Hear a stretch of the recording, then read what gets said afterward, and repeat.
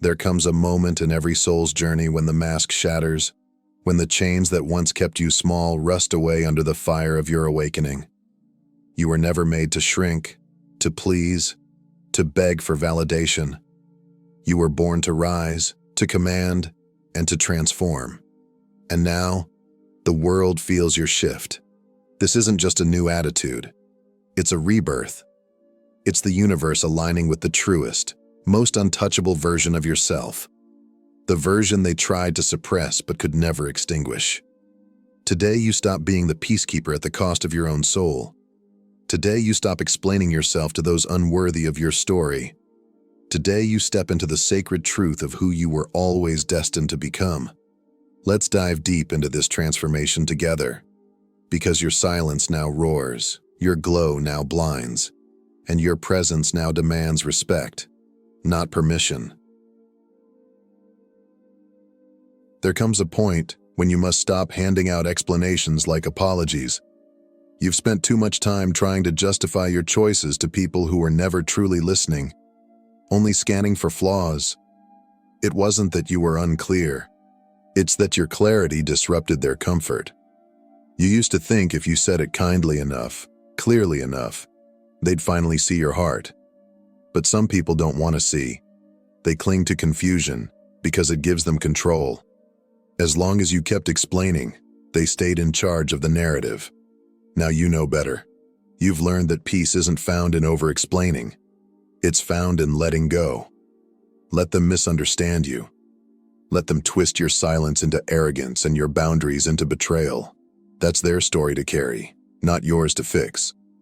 You are no longer available for emotional translation. You don't owe anyone access to your truth just because they demand it. The ones who truly value you won't need constant explanations. They'll recognize your worth without a single word. For too long, you believed that giving everything you had, your time, your energy, your heart, was the highest form of love. You bent until you broke, convinced that your value was measured by how much of yourself you could pour into others. But no amount of sacrifice was ever enough. The more you gave, the more they expected, and the less they saw you. You carried the weight of relationships alone, mistaking exhaustion for loyalty. You silenced your own needs, believing that being selfless made you strong. But true strength isn't found in abandoning yourself. It's found in honoring yourself first. Now you know better. True love does not require you to become invisible. True connection does not demand that you bleed to prove your worth. Your needs, your dreams, your peace are not burdens. They are sacred responsibilities. You are no longer available for one-sided love. You are no longer willing to be drained to keep others comfortable. Choosing yourself is not selfish, it is survival. And you, finally, are allowed to protect your light without apology. There was a time when you believed that explaining yourself, defending your actions, or pleading for understanding would fix everything. You thought that if you just found the right words, people would finally see your heart. But no matter how much you spoke, they only heard what served their own narratives. Now you understand. Silence is more powerful than any argument. Silence is not weakness. It is mastery. When you refuse to engage with those who twist your words and reject your truth, you reclaim your power. You stop feeding battles that were never meant to be won. In your silence, you become untouchable. You no longer waste your breath convincing anyone of your worth. You no longer argue with projections or beg for respect. Your absence speaks louder than your defense ever could. Those who once thrived on your reactions now sit unsettled, unable to control a version of you they can no longer provoke. Your peace becomes your shield, and your stillness becomes your roar. Not every battle needs your voice. Sometimes the loudest victory is walking away, quietly, powerfully, without a backward glance. Not all love is love. Sometimes what feels warm at first slowly turns into a cage. You once believed that love meant constant sacrifice, being agreeable, available, and endlessly forgiving. You thought their affection was proof of your worth. But real love never demands you lose yourself to keep it alive. True love nurtures your growth. It doesn't resent your independence. True love celebrates your voice. It doesn't silence it. When love comes with conditions, when it requires you to shrink, to bend, to stay silent, it's not love at all. It's control, hidden beneath sweet words and false affection. You see it clearly now. Their praise was never about your spirit. It was about your obedience. The moment you began setting boundaries, the mask slipped. Their warmth cooled. Not because you became unworthy, but because you stopped playing a role that served them. You are no longer available for love that demands your silence. You are no longer willing to confuse control for care. Real love honors your soul, not your submission. And now, you will accept nothing less. For too long, you molded yourself into who they wanted you to be. Agreeable, accommodating, endlessly understanding. You silenced your truth, softened your boundaries, and wore a smile even when your soul was aching, all to be accepted. But chasing approval is a race with no finish line. The more you gave, the more they expected, and the less of yourself you recognized. Now you understand. Being liked is not the goal. Being true to yourself is. Approval built on pretending is not connection. It is captivity. When you live for their acceptance, you die by their rejection. And no amount of validation can fill the emptiness left behind when you abandon yourself. Today, you choose authenticity over approval. You choose truth over performance. Those who truly see you will celebrate your honesty, not punish you for it. And those who fall away were never aligned with your soul. They were only clinging to the version of you that made them comfortable. You are not here to be liked by everyone. You are here to live fully, love deeply, and stand boldly in your own light, whether they applaud or not. You were the glue, the one who held everything together while quietly falling apart. You were always the first to reach out, the quickest to forgive, and the one who tirelessly found reasons to excuse their behavior, all in a desperate attempt to hold the peace that was never truly yours to keep. And then, something shifted. You stopped showing up where you weren't valued. You stepped back, not out of bitterness, but from exhaustion. And when you did, things began to crumble. The friendships faded, the conversations grew cold, and the support you once gave so freely was nowhere in return. But here's the truth. What falls apart in your absence was never stable to begin with. You were not part of their strength. You were their crutch. And now that you've stepped away, their silence speaks volumes. You no longer carry what isn't yours. You've made space for peace to replace obligation. Let it fall. Let it reveal itself. Because what remains without your sacrifice, that is what was real all along. There was a time when you dimmed your light to make others comfortable, when you whispered instead of speaking boldly, when you played small so you wouldn't be seen as too much. You thought fitting in was the safest way to be loved, but all it did was teach you how to disappear in plain sight. Now, your energy has shifted, and people feel it before you say a word. You no longer walk into rooms hoping to be accepted. You enter with quiet power, knowing you belong, whether they welcome you or not. Your presence speaks for itself. It doesn't ask. It doesn't beg. It commands. And yes, it makes some people uncomfortable. Not because you've changed, but because you've stopped apologizing for who you are. They miss the version of you that stayed small, silent, and easy to manage. But that version no longer exists. You weren't made to blend in. You were born to stand out. So take up space. Speak your truth. Let your energy be undeniable. And never shrink to soothe someone else's insecurity. You were taught to be nice, to say yes when you wanted to say no, to stay quiet when your soul was screaming, to avoid conflict at all costs. You wore politeness like a second skin, believing that being agreeable made you a good person. But over time, nice became a prison. You weren't being kind. You were being conditioned. Conditioned to please, to appease, to put everyone's needs above your own. You tolerated disrespect, forgave too quickly, and gave until you had nothing left, all in the name of being liked. But now you see it for what it was: a trap. They didn't respect your kindness. They relied on it to control you. Real kindness comes from strength, not fear. It's firm, it's wise, and it knows when to walk away. You no longer offer your goodness to those who treat it like weakness. You've learned to say no without guilt, to speak without apology, and to protect your peace like it's sacred, because it is. You were never just nice.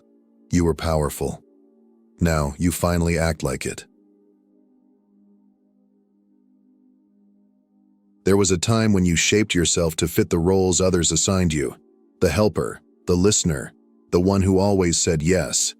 You lived for their approval, feared disappointing them, and confused compliance with connection. You made yourself easy to depend on, believing that's what made you valuable. But not anymore. Now you walk in your truth. You no longer wait for permission to be who you are. You set boundaries without apology, speak without fear, and choose your own direction, even if it makes others uncomfortable. And it does. Your independence unsettles them, not because you've done something wrong, but because they can no longer control you. They're not used to the version of you that doesn't ask to be seen, who simply is, unapologetically. You've become what they never expected: whole, without their approval. And that terrifies those who only knew how to relate to your weakness. Let it. You weren't born to be manageable. You were born to be free. You were taught to believe that love meant endurance, that if you gave enough, forgave enough, stayed long enough, it would eventually feel right. But love that makes you small, silent, or unsure of your worth is not love at all. It's control wrapped in false affection. Real love doesn't ask you to shrink to fit someone else's comfort. It doesn't punish your boundaries or weaponize your emotions. Love without respect is a performance, one where only you are acting, while the other pulls the strings. You've done the emotional labor. You've excused the red flags and softened your truth for the sake of peace. But peace that costs your dignity is just quiet chaos. Now you know the difference. Love without respect is just manipulation in disguise. And you're done mistaking crumbs of affection for commitment. You deserve a love that listens, honors, and protects, not one that demands silence in exchange for attention. So walk away from what dishonors your spirit. You are not hard to love.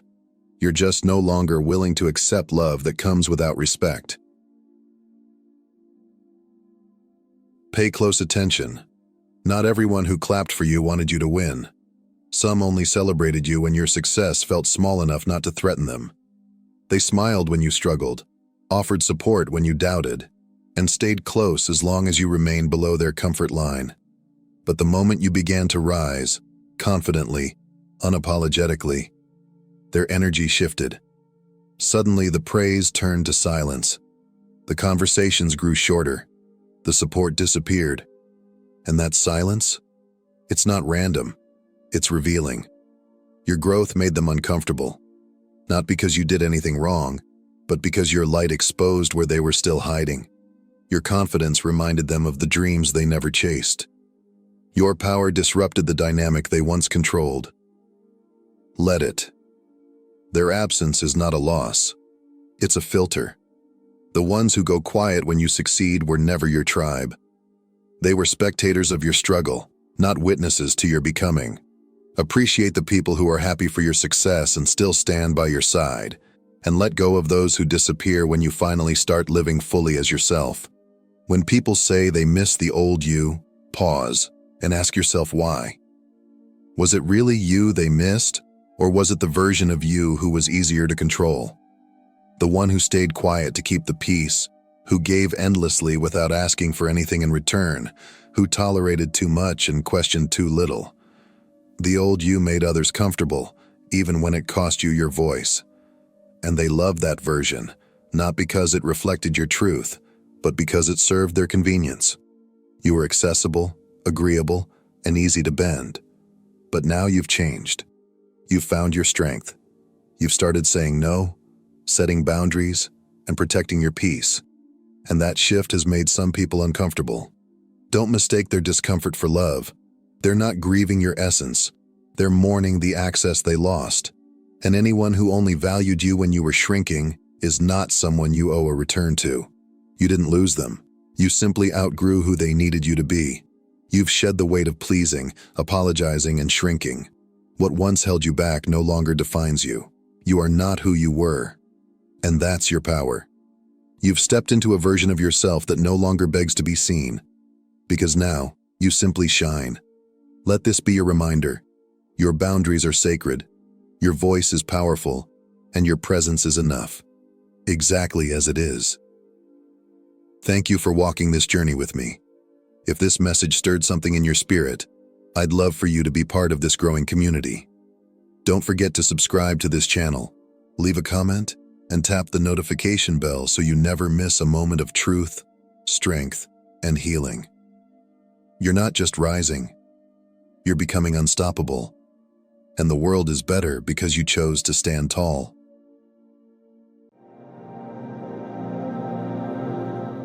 Tears, often dismissed as signs of weakness. But what if I told you that when a chosen one cries, something shifts? Not just within their soul, but across the entire universe. This is not a metaphor. It's a spiritual reality hidden in plain sight. For the awakened, for the seekers, for those who carry divine assignments on earth, every tear is not merely sorrow. It is a summons, a signal, a supernatural ripple that calls forth change. Have you ever felt an unexplainable energy when someone near you wept from the depth of their soul? Now imagine that same energy magnified, because the person crying is not just anyone. They are a chosen one, marked by purpose, burdened with healing, destined to awaken the sleeping. Tears are often dismissed as weakness, fleeting expressions of sorrow that fade as quickly as they fall. But when a chosen one weeps, something far deeper is at play. Their tears are not ordinary. They are charged with divine resonance, vibrating at a spiritual frequency that reaches beyond the physical realm. Each tear is a sacred signal, a whisper to the heavens that a shift is taking place in the fabric of reality. Chosen ones walk with an invisible weight, carrying divine assignments that are often misunderstood by those around them. Their hearts are open, their spirits sensitive to the energies of the world. When they cry, it is not merely personal pain leaking out. It is a release of energetic truth, a surge of divine emotion that echoes through spiritual dimensions. Their sorrow speaks in a language the universe understands. All throughout history and ancient stories, we find examples that prove this truth. Jesus wept at the tomb of Lazarus, and moments later, resurrection followed. The Buddha shed silent tears beneath the Bodhi tree before stepping into enlightenment. These were not just emotional responses. They were spiritual catalysts, acts that awakened divine intervention and altered the course of history. What makes the tears of a chosen one different is not the emotion itself, but the authority behind it. Their tears carry assignment. They carry prophecy. They are the breaking point of human endurance and the turning point of divine purpose. So when a chosen one weeps, the atmosphere shifts. Heaven leans in. The unseen realm responds. To the world, it may seem like they are breaking, but in truth, they are activating. Something ancient, something sacred stirs within them, and the universe takes notice. Because when a chosen one sheds tears, it isn't just emotion, it's divine energy in motion. Tears, often dismissed as signs of weakness. But what if I told you that when a chosen one cries, something shifts? Not just within their soul, but across the entire universe. This is not a metaphor. It's a spiritual reality hidden in plain sight. For the awakened, for the seekers, for those who carry divine assignments on earth, every tear is not merely sorrow. It is a summons, a signal, a supernatural ripple that calls forth change. Have you ever felt an unexplainable energy when someone near you wept from the depth of their soul? Now imagine that same energy magnified, because the person crying is not just anyone. They are a chosen one, marked by purpose, burdened with healing, destined to awaken the sleeping.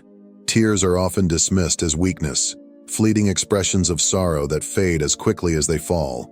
But when a chosen one weeps, something far deeper is at play. Their tears are not ordinary. They are charged with divine resonance, vibrating at a spiritual frequency that reaches beyond the physical realm. Each tear is a sacred signal, a whisper to the heavens that a shift is taking place in the fabric of reality. Chosen ones walk with an invisible weight, carrying divine assignments that are often misunderstood by those around them. Their hearts are open, their spirits sensitive to the energies of the world. When they cry, it is not merely personal pain leaking out. It is a release of energetic truth, a surge of divine emotion that echoes through spiritual dimensions. Their sorrow speaks in a language the universe understands. All throughout history and ancient stories, we find examples that prove this truth. Jesus wept at the tomb of Lazarus, and moments later, resurrection followed. The Buddha shed silent tears beneath the Bodhi tree before stepping into enlightenment. These were not just emotional responses, they were spiritual catalysts, acts that awakened divine intervention and altered the course of history. What makes the tears of a chosen one different is not the emotion itself, but the authority behind it. Their tears carry assignment. They carry prophecy. They are the breaking point of human endurance and the turning point of divine purpose. So when a chosen one weeps, the atmosphere shifts. Heaven leans in. The unseen realm responds. To the world, it may seem like they are breaking, but in truth, they are activating. Something ancient, something sacred stirs within them, and the universe takes notice. Because when a chosen one sheds tears, it isn't just emotion, it's divine energy in motion. What happens when someone harms a chosen one? At first, nothing may seem to change. Life carries on as if nothing happened, but over time, a shift begins, often quiet, but undeniable. Things start to unravel, and those who once stood tall find themselves stumbling. Why? Because the universe operates on an unbreakable principle, balance. And when a chosen one, someone aligned with a divine mission, is hurt unjustly, that balance is disrupted. Their tears don't just fall unnoticed, they ripple through unseen realms, activating what many call karma, but in truth is spiritual justice. This isn't about revenge, it's about restoration. When someone wounds a chosen one, whether through betrayal, deception, or cruelty, they unknowingly trigger a spiritual chain reaction. It might not be immediate, but it is inevitable. The energy they send out must return. This is why so many people who mistreat pure-hearted souls later find themselves facing unexpected hardship. Doors that were once open close. Relationships fall apart. Opportunities vanish. It's not punishment. It's the natural response of a universe protecting what is sacred. Chosen ones are not just individuals. They are vessels of light. Harming them is like throwing a stone into a sacred river. The ripples reach far, and eventually, they come back. So if you've ever wronged a chosen one, even unknowingly, take it seriously. Seek forgiveness. Realign with truth. Because when a chosen one sheds tears, the universe listens, and it always responds. When a chosen one cries, it might seem to others like they're falling apart, overwhelmed by pain, betrayal, or the weight they've been carrying. But on a deeper level, that moment is actually the start of something powerful. A major shift is taking place. You see, their tears don't fall in vain. They carry the weight of unspoken prayers, suppressed emotions, and divine energy ready to move. And once released, that energy begins to reshape everything around them. Relationships start to shift. Environments feel different. People disappear, some by choice, others removed by unseen forces. It may feel like rejection, but in truth, it is redirection. The universe is clearing the path. After deep emotional pain, a chosen one often finds themselves standing in the ruins of what once was, friendships lost, careers left behind, familiar places no longer feeling like home. But these losses are not endings, They are openings. The storm did not destroy them. It washed away what no longer belonged. In this sacred clearing, clarity comes, strength returns, and new doors begin to open. Not just opportunities, but revelations. Many chosen ones awaken to higher truths in the aftermath of heartbreak. Their vision sharpens. Their purpose becomes clearer. This is the divine pattern. The breakdown comes first, then the breakthrough. The tears water the ground where transformation takes root. And from that pain, something extraordinary begins to grow. So when a chosen one weeps, don't mistake it for weakness. It's the first sign of renewal, a divine reset, a powerful transition from who they were to who they were always meant to become. Because after the storm comes the shift. From the outside, a chosen one's lowest moment may look like the end, a collapse under the weight of betrayal, isolation, or heartbreak. But in truth, it is the beginning of something sacred, because the very pain meant to break them becomes the fire that refines them. Suffering, though bitter, awakens something powerful within. When a chosen one is pushed to the edge, it is not defeat that greets them, it is revelation. Through their tears, they begin to shed everything that no longer serves their purpose: false attachments, limiting beliefs, relationships misaligned with their destiny. Their sorrow becomes a sacred stripping away, preparing the ground for something greater. And then, the rise begins. Slowly but with divine certainty, they start to rebuild, not the life they had, but the life they were always meant to live. They speak with more wisdom, move with greater clarity, and walk with deeper purpose. The pain didn't just shape them, it awakened their true power. This is the unseen transformation. While the world believes they've been defeated, they're actually evolving. Like seeds buried in darkness, their growth begins underground, in silence, in secret. But when they rise, they are stronger, more focused, more aligned. Those who once doubted them begin to take notice. The ones who walked away now look back in disbelief, because the chosen one they once overlooked is now rising, not in spite of the pain, but because of it. So if you've watched someone fall and assumed it was the end of their story, think again. For the chosen one, pain is not a prison. It's a passage. It doesn't destroy them. It reveals who they truly are. Hurting someone who carries light is never just a personal act. It's a spiritual one. And when that someone is a chosen one, aligned with divine purpose, the consequences of that harm reach far beyond what the eye can see. Many believe they can mistreat kind-hearted people and walk away untouched. They might manipulate, betray, or take advantage, assuming their actions will be forgotten. But what they don't realize is that the pain they cause doesn't disappear. It transforms. It becomes energy, and that energy begins to move in ways they cannot control. The tears of a chosen one are not silent in the spiritual realm. They are loud cries for justice that summon divine forces. And once those forces are in motion, the energy must return to where it came from. What was sent out must come back, sometimes slowly, sometimes all at once, but always with purpose. This is not about revenge. It's not about punishment. It's about balance. The universe is built on it. And when that balance is disturbed by wrongdoing, especially against those chosen to carry light, it is only a matter of time before correction follows. Many who have harmed chosen ones eventually face consequences they never expected. Unexpected losses, emotional turmoil, missed opportunities. Life begins to unravel, and they don't always connect the dots. But the spiritual realm never forgets. If you've ever caused harm to someone who only wished you well, take it seriously. Reflect. Make amends. Because hurting a chosen one is never just between you and them. It's between you and the laws that govern the unseen. And those laws, they always respond.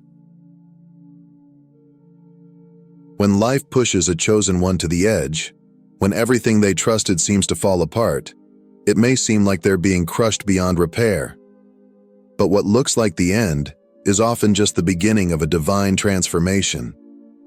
The journey of a chosen one is never easy. They face trials that test not just their strength, but their spirit. They lose people they love, endure rejection, and walk through seasons of deep loneliness.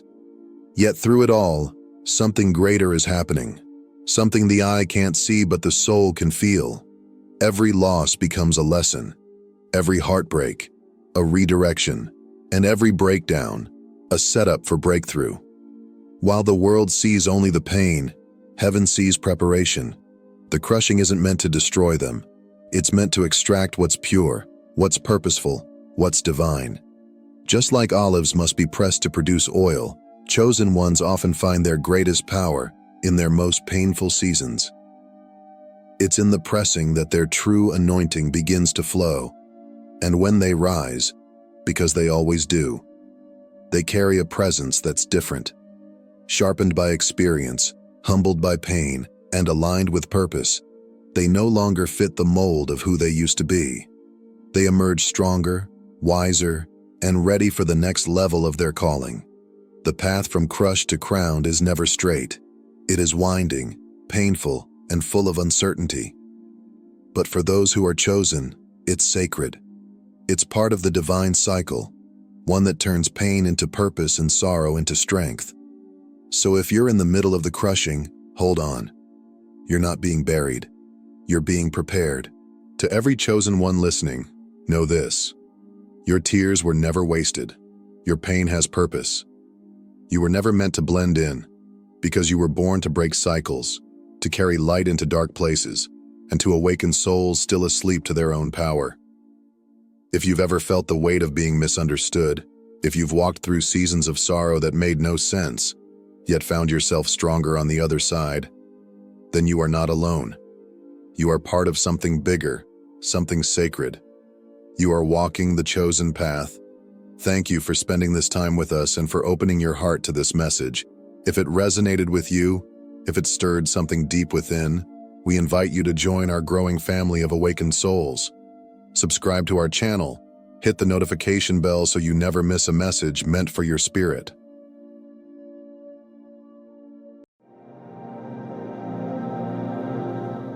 Life doesn't move in a straight line.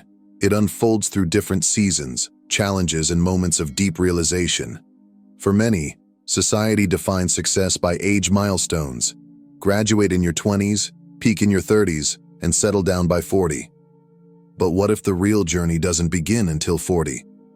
What if your 40th birthday is not a countdown to aging, but a divine appointment for becoming? If you've always felt different, out of place in shallow conversations, drawn toward deeper meaning, or burdened by an invisible calling, then this message is for you. You are a chosen one, a soul with a sacred purpose, and your life truly begins at 40. Let us walk together through the 8 profound reasons why this chapter of your life might just be the most important one yet. 1. You have mastered the art of letting go. In the earlier chapters of life, the instinct to hold on is strong. We cling to relationships, identities, and expectations, not always because they nourish us, but because they're familiar. Even when something hurts, we hesitate to release it, fearing the emptiness that might follow. Letting go feels like failure, like giving up on what we once hoped would last. But something shifts as you step into the wisdom of 40. You begin to see letting go not as loss, but as liberation. You recognize that release is not about giving up. It's about making room. Room for peace. Room for joy. Room for the person you are becoming. With each heartbreak, every disappointment, and every season of pain, you've gathered something precious. Clarity. You've learned that holding on to what no longer serves your growth only weighs you down. And now, you no longer mourn what leaves. You bless it, thank it for its lesson, and gently open your hands. This is not a lesson learned overnight. It's carved from years of living, of wrestling with change, and of slowly awakening to the truth that your worth is not tied to what you keep. but to what you're willing to release for the sake of your becoming. Letting go has become a quiet strength in your life. It has shown you how to trust the ups and downs, how to let go without fear, and how to make room for what truly belongs. In doing so, you've found real peace. 2. Time no longer controls you. For much of your life, time felt like a race.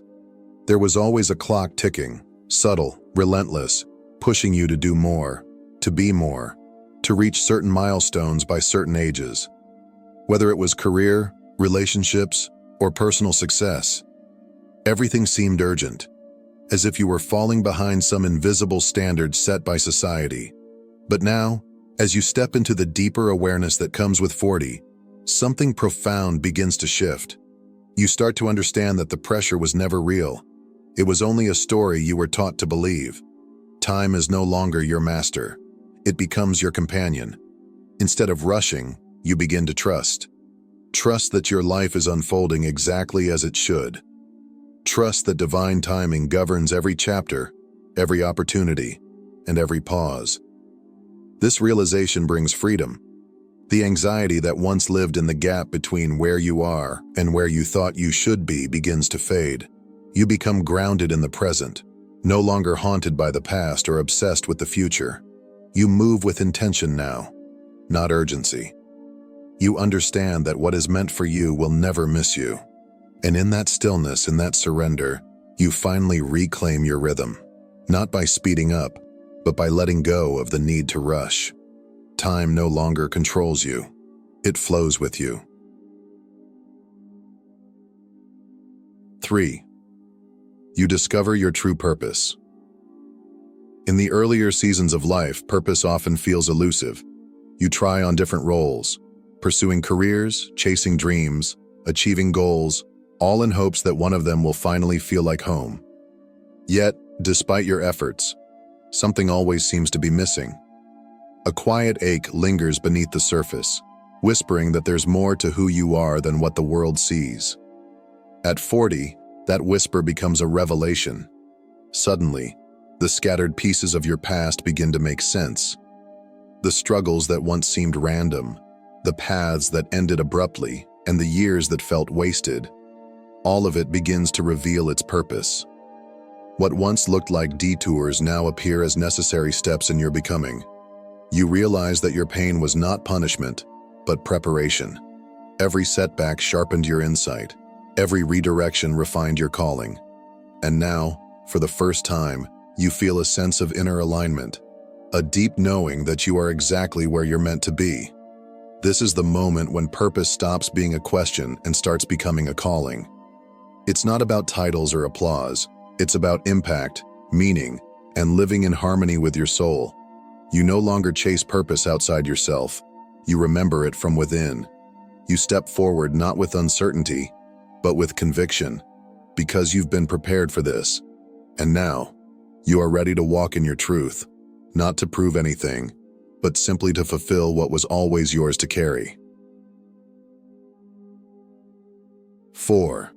You no longer seek external validation. There was a time when being seen, understood, and approved by others felt essential. You shaped parts of yourself to fit in, softened your voice, concealed your doubts, and wore masks that kept you feeling safe. Praise felt like affirmation, criticism like rejection. And so, you lived much of your life seeking permission to be who you truly were. But with age and experience comes clarity. And at 40, something within you shifts. You begin to understand that real freedom doesn't come from being accepted by others. It comes from accepting yourself. The validation you once craved from the outside begins to rise from within. You no longer feel the need to explain your choices or justify your path. The opinions that once shaped you now pass through you, no longer holding power. This new confidence isn't loud or performative. It's quiet, rooted, and unshakable. It comes from knowing who you are, flaws, gifts, history, and all, and choosing to honor that truth unapologetically. You stop bending to expectations that no longer serve you. You let go of the need to be liked, and instead focus on being real. You no longer chase approval because you've realized that worth isn't given. It's remembered. Now you walk your path with integrity. Whether others understand or not no longer defines you, because your value isn't found in their applause. It's found in your own alignment with your truth, your peace, and your purpose. 5. Your spiritual awakening deepens. Spiritual awakening often begins as a subtle stirring, a quiet pull towards something greater than yourself. In your younger years, it may have shown up in moments of wonder, a longing for deeper meaning, or unexplainable feelings that whispered of something beyond the physical world. But life's noise often drowned those whispers out. Now, at 40, those whispers grow louder, clearer. The distractions that once consumed your energy begin to fade, and in their place emerges a hunger for truth, stillness, and connection. You no longer chase answers in the outer world. Instead, you turn inward, and there, you find wisdom waiting. The challenges you've faced, the synchronicities you've witnessed, the paths that led you through both light and shadow, none of it was random. You begin to see a divine pattern woven through it all. What once felt chaotic now feels orchestrated with sacred precision. Your intuition sharpens. Your dreams carry meaning. You find yourself drawn to practices that nourish your soul, whether it's prayer, meditation, journaling, or simply moments of silence beneath the sky. These are no longer habits. They are lifelines. You begin to trust the guidance that flows from within. You understand that the divine doesn't live somewhere far away. It lives within you. And as you deepen this connection, you begin to live with a sense of peace, purpose, and profound alignment. This is no longer just an awakening. It is a return, a homecoming to your truest self. 6. Your energy becomes magnetic. As you grow into yourself, you begin to sense the world differently, not just through sight or sound, but through energy. At 40, your awareness sharpens. You notice how people make you feel, how environments affect your peace, and how your own presence carries weight. This isn't imagination, it's intuition coming alive. In earlier years, you may have ignored the heaviness around certain people or tolerated spaces that drained your spirit. You stayed out of obligation, habit, or fear of conflict. But now you move differently. You protect your energy like it's sacred, because you finally understand that it is. This new awareness transforms how you live. You no longer give your time to relationships that pull you down or conversations that leave you empty. Instead, you seek alignment, harmony, flow. You know when something resonates with your soul and when it doesn't, and you honor that without guilt. As you become more intentional with your thoughts, emotions, and actions, your energy shifts. It strengthens, it clarifies, and that clarity becomes magnetic. You begin attracting people, opportunities, and experiences that reflect your growth and support your journey. You are no longer just reacting to life, you are shaping it. With focused energy and conscious presence, you create space for joy, peace, and purpose to thrive. Your energy speaks before you do, and now it speaks truth, strength, and light. 7. You embrace solitude as sacred. There was a time when solitude echoed like loneliness, a gentle ache that slipped in with the silence when the world finally grew quiet. You may have filled your days with noise, people, or distractions just to avoid the silence. Like many, you once believed that being alone meant something was missing. But now, at 40, solitude transforms into something sacred. You begin to see that silence isn't empty, it's full of truth. In the stillness, you meet yourself again, not the version shaped by expectations, but the one your soul has always known. You no longer run from quiet moments. You crave them. Solitude becomes your sanctuary. It's in these spaces of retreat that clarity emerges. You reflect, realign, and reconnect with the divine voice within. No longer do you seek validation or direction from the outside. Instead, you turn inward and discover a source of wisdom that has always been there, waiting. You understand now that solitude doesn't separate you from the world. It strengthens your presence in it. Time alone becomes a place of healing, of creativity, of spiritual renewal. You find beauty in your own company and strength in your own stillness. What once felt heavy now feels holy. You realize you were never truly alone, because Spirit, the universe, and your higher self have been walking beside you all along. And in this sacred quiet, you rise stronger, clearer, and more connected than ever before. 8. You finally live for yourself. For much of your life, you may have worn masks to meet expectations of family, of society, even of your younger self.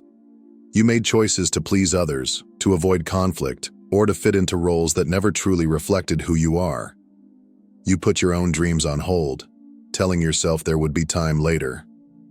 But now, something within you awakens. At 40, you begin to see life differently. You realize how precious time is, and how costly it is to live a life that doesn't belong to you. The weight of expectation starts to fall away, and in its place rises something more powerful: permission. Permission to be honest, to be bold, to finally be you. You no longer feel the need to shrink yourself to keep others comfortable. You no longer trade your peace for approval. Instead, you begin choosing what aligns with your spirit, not out of rebellion, but out of reverence for your truth. Living for yourself doesn't mean abandoning those you love. It means showing up more fully, more authentically, because you're no longer living divided. You pursue passions that light you up. You say yes when it feels right, and no without guilt. You honor your needs, your voice, your worth. This is not selfishness. It's wholeness. You are no longer surviving life. You are shaping it with intention and courage. And in doing so, you finally begin to live, not for anyone else's story, but for your own. If you've made it to this point in life, through the storms, the stillness, the questions, and the quiet awakenings, know this: you didn't come this far by accident. Every detour was direction. Every delay was divine timing. Everything you've endured was part of a sacred preparation to bring you here, to this moment of arrival. 40 is not the beginning of the end. It's the unveiling of who you were always meant to be. You are not behind. You are becoming. This chapter is not about chasing more, proving your worth, or meeting someone else's timeline. It's about reclaiming your power, honoring your truth, and stepping fully into the life your soul was born to live. You are no longer who the world told you to be. You are who you were called to be. So walk forward with grace, with purpose, with your heart open and your spirit grounded. The best isn't behind you. The best is just beginning. If this message has stirred something within you, if it resonated with your spirit, then you were meant to hear it. Thank you for sharing this space, for opening your heart, and for walking this path with us. If you feel aligned with this journey, we invite you to subscribe to our channel, a place where purpose meets presence and awakening is celebrated. Join a growing community of souls walking in truth, light, and divine timing. The best is yet to come, and we're just getting started.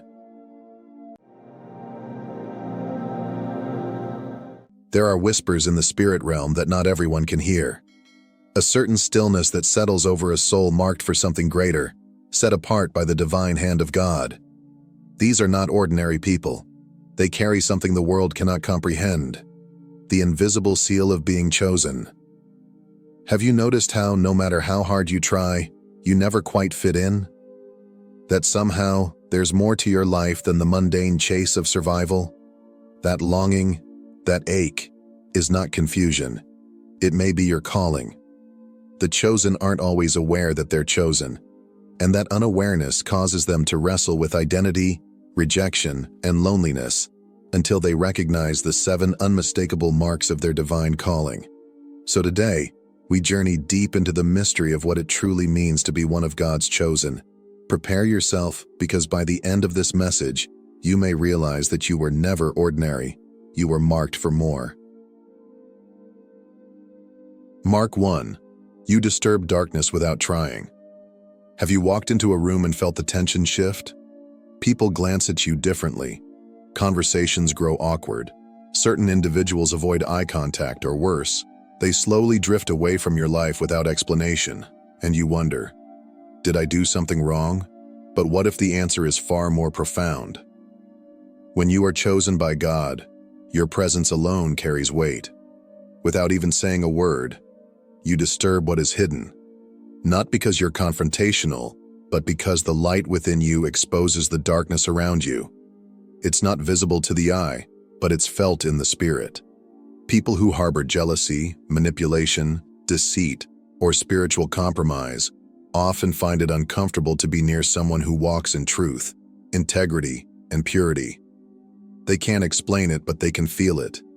Jesus experienced this constantly. He healed, loved, forgave, and yet the Pharisees plotted against him. Why?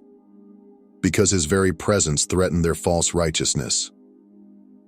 In John 8:44, he confronts them saying, "You belong to your father, the devil." That wasn't just bold, it was the truth that pierced their darkness. Likewise, those marked by God today carry a presence that confronts hypocrisy without effort. Toxic people may smear your name, twist your words, or exit your life altogether, not because you did wrong, but because you carry something they cannot understand or control. But here's the truth. Rejection is often God's redirection. The distance others create might be His way of protecting your purpose. So don't dim your light to make others comfortable. You were never meant to blend in. You were meant to stand out. And if people can't handle your light, they were never meant to walk in your destiny. Let the darkness flee. Keep shining anyway. Mark 2. You discern before others understand. There's a quiet knowing in your spirit, one that doesn't always make sense to others. You meet someone and beneath their smile, you detect something deeper. You feel unease before trouble arises. You see the truth before it's revealed. This isn't just intuition. It's not paranoia. It's discernment, one of the clearest signs of being chosen. While others are distracted by appearances, the chosen ones are tuned to the unseen. It's as if your spirit can hear whispers others miss, feel danger others ignore, and see motives others don't notice. You've likely tried to warn people before about decisions, relationships, or situations, only to be misunderstood, dismissed, or even ridiculed. But when the truth finally surfaces, you're left thinking, I knew it all along. This spiritual sensitivity is not a coincidence. It's a gift and a responsibility. Just like Joseph, who dreamed of what was to come and was hated for it. His brothers mocked him, calling him a dreamer, not knowing that God had given him foresight into destiny. Those who carry discernment often carry rejection, because seeing what others can't makes them uncomfortable. But don't silence your insight to fit in. Discernment is a compass in a world full of counterfeit light. It protects, guides, and prepares. And though you may not always have the words to explain what you feel, trust that your spirit is sensing what heaven is revealing. You were never meant to walk blind. You were meant to move with clarity. So when you feel it, lean in. Don't second guess it. What you perceive may be the very warning or wisdom that saves someone else. You don't just see differently. You see deeper because you were chosen to. Mark 3. You attract conflict without seeking it. You never asked for the fight. You never looked for drama. And yet, somehow, conflict seems to find you, even when your intentions are pure, even when your actions are harmless. People misinterpret your words, twist your silence, and question your motives. It feels unfair, confusing, and at times deeply painful. But here's the truth. Your life provokes what others are trying to ignore. Those who are chosen carry not just light, but truth, and truth unsettles. Your presence, even in silence, confronts the hidden darkness in others. The very values you live by, honesty, integrity, righteousness, stand in stark contrast to a world built on compromise. And for some, that contrast is unbearable. Look at Daniel. He wasn't looking for trouble. He was simply faithful, consistent, and honorable. Yet his integrity infuriated those who thrived on corruption, and they sought to destroy him. The problem was never Daniel, it was the conviction his life carried. And so it is with you. Your refusal to gossip, cheat, or conform becomes a silent accusation to those who do, and rather than confront their own flaws, they turn on you. But take heart. This is not a sign of weakness. It is evidence of your calling. God often allows conflict to refine, not define you. Let your character speak. Let your faith remain unmoved. Just as Daniel emerged from the lion's den untouched, so too will God vindicate you in time. You are not being attacked because you're in the wrong. You're being attacked because you're standing for what's right. Keep standing. Keep shining. And remember, chosen vessels always draw resistance because they carry something holy the world cannot ignore. Mark 4. You've never fully fit in. You've walked through life wearing a quiet question on your heart. Why do I always feel so different? It's not that you lack love for people, or that you don't long for connection, but no matter how hard you try, there's always a sense that you're standing just outside the circle. The jokes don't land the same, the conversations feel shallow, the rhythms of the world simply don't match the beat of your soul. This isn't rejection, it's a revelation. When God chooses someone, he often marks them with a holy restlessness. Earth is not your final home. The culture of this world was never meant to feel comfortable to a soul designed for eternity. They admitted that they were foreigners and strangers on earth. Hebrews 11:13. Think of Moses, raised in the palace of Egypt, surrounded by opulence and influence, yet something in him always felt off. Though he wore the garments of royalty, his spirit was dressed for a higher calling. He walked away from everything comfortable because he knew his identity could not coexist with compromise. If you've always felt like you were too much or not enough for the spaces around you, take heart. It's a sign you were never called to blend in. You were called to break molds, not fit into them. The discomfort isn't punishment, it's preparation. You're not lost, you're being set apart. The ache you feel is heaven's reminder. You were made for more. You were never meant to fit in. You were meant to lead, to illuminate, and to walk a road only the chosen dare to follow. Mark 5. Children and animals respond to you differently. There's something about you that words can't quite explain, yet the purest among us seem to recognize it instantly. Children who barely speak will stare at you with wonder, smile without prompting, or reach out to you with open arms. Animals that are usually guarded will sit near you, approach you without fear, or simply rest in your presence. You may have brushed it off as coincidence, but in reality, they're responding to what the world often misses, the presence of God within you. Those who are chosen carry a different atmosphere, a peace, a stillness, a spiritual clarity that radiates far beyond human language. And while many adults are too clouded by pride, pain, or distraction to recognize it, children and animals still operate with unfiltered instinct. Their spirits are sensitive, their discernment is pure, and when they encounter someone who carries light, they gravitate toward it. Let the little children come to me, for the kingdom of heaven belongs to such as these. Matthew 19:14. Jesus himself was surrounded by children who were drawn to him, not because of his position, but because of his presence.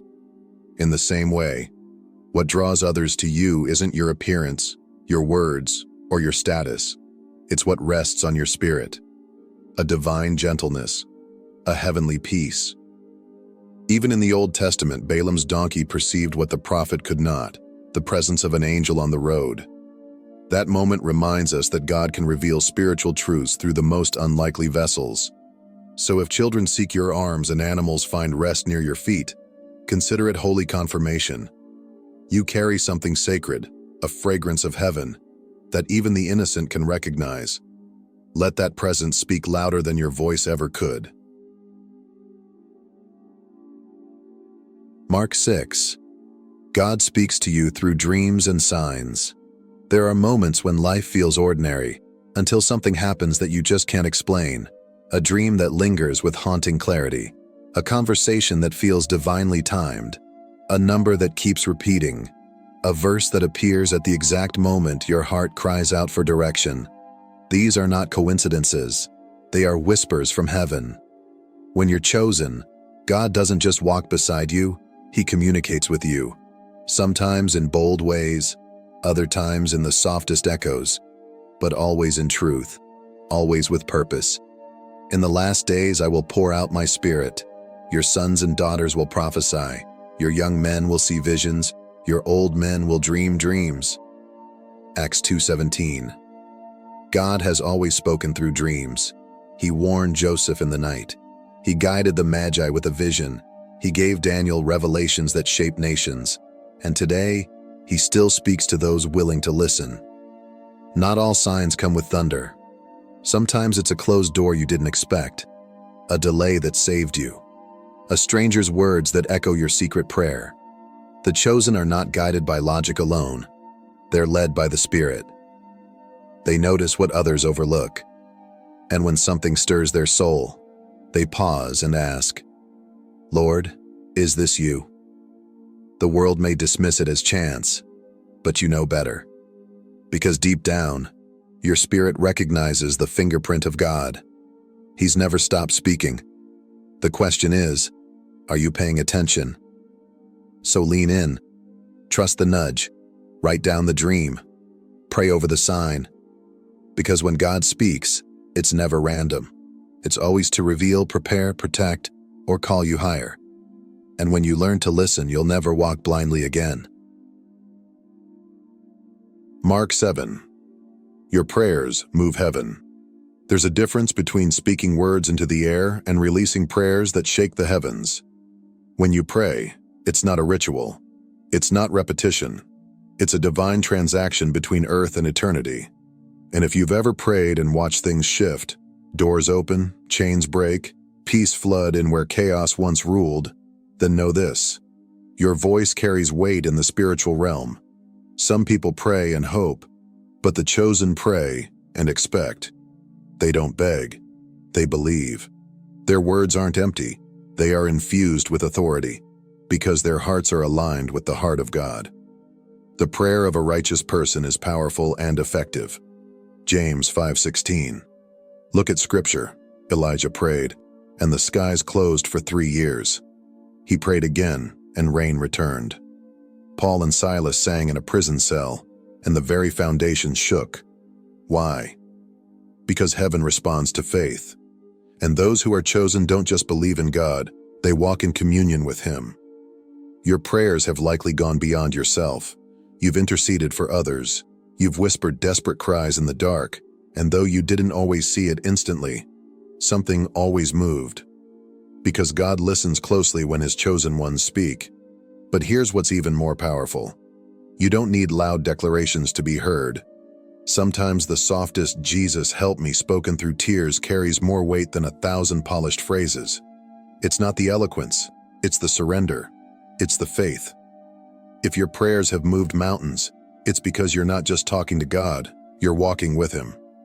Keep praying, keep believing. Because when the chosen pray, heaven leans in and earth is never the same. The final seal, God's invisible mark. There is a mark more powerful than any earthly title, a seal that cannot be seen with human eyes but is unmistakable in the spirit. It's not written in ink, nor stamped in stone, but it's etched into the very soul of the chosen. It is the invisible seal of God. Do not grieve the Holy Spirit of God, with whom you were sealed for the day of redemption. Ephesians 4:30. This seal is not given to the loudest voice, the most religious performance, or those who merely wear the name Christian. It is placed upon those who have surrendered fully, those who walk not in appearance, but in obedience. It is God's own signature, marking you as His. Throughout history, God has always marked His people.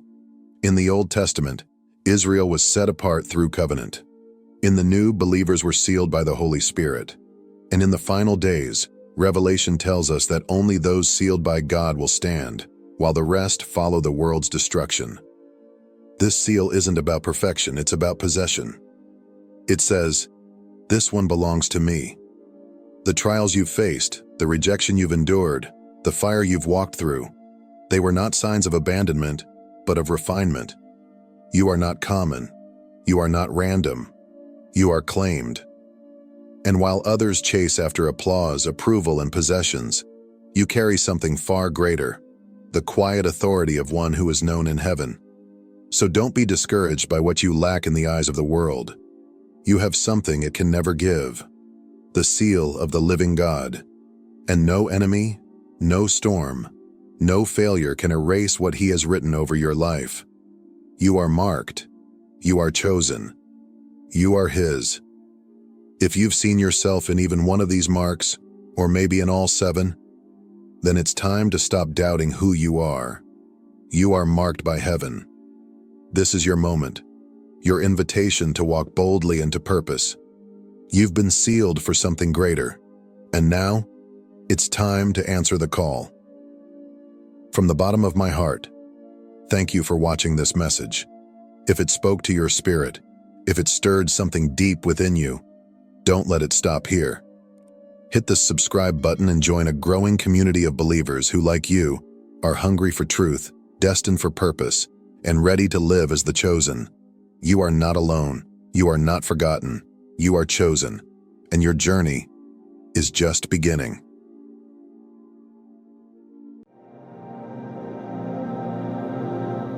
If you're watching this, it's not a coincidence.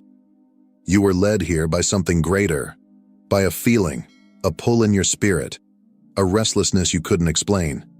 You've likely sensed a shift around you, something unseen yet undeniable. The air feels heavier. Your dreams are more vivid. The people around you seem different. What if I told you this isn't paranoia, but perception? April 2025 is a turning point, a month when your spiritual senses will sharpen and your vision will no longer be limited to the physical world. This video is not just information.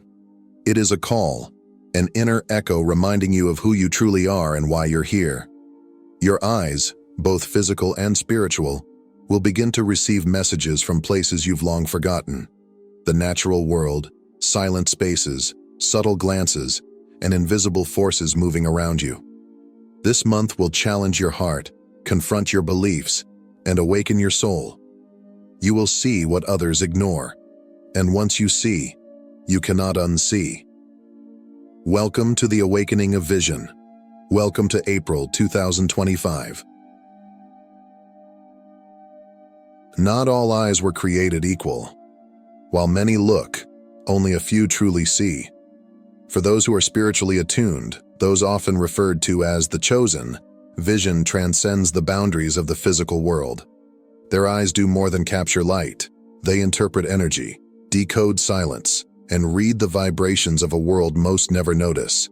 As April 2025 unfolds, this ability will not only intensify, it will awaken in ways that may be both startling and sacred. You may begin to perceive things you once brushed off as tricks of the light or coincidences. A shimmer in the corner of your vision, a fleeting shadow that vanishes before you can focus, a sudden brightness in someone's eyes that wasn't there before. These are not accidents. These are glimpses into the unseen, signals from the spiritual realm responding to the frequency rising within you. Your vision is being recalibrated, not just to observe the world, but to discern it. What others dismiss, you will feel deeply. Where others walk unaware, you will tread with intuition. You may notice emotional shifts in people before they speak, sense tension in a room before words are exchanged, or feel a powerful presence in moments of quiet solitude.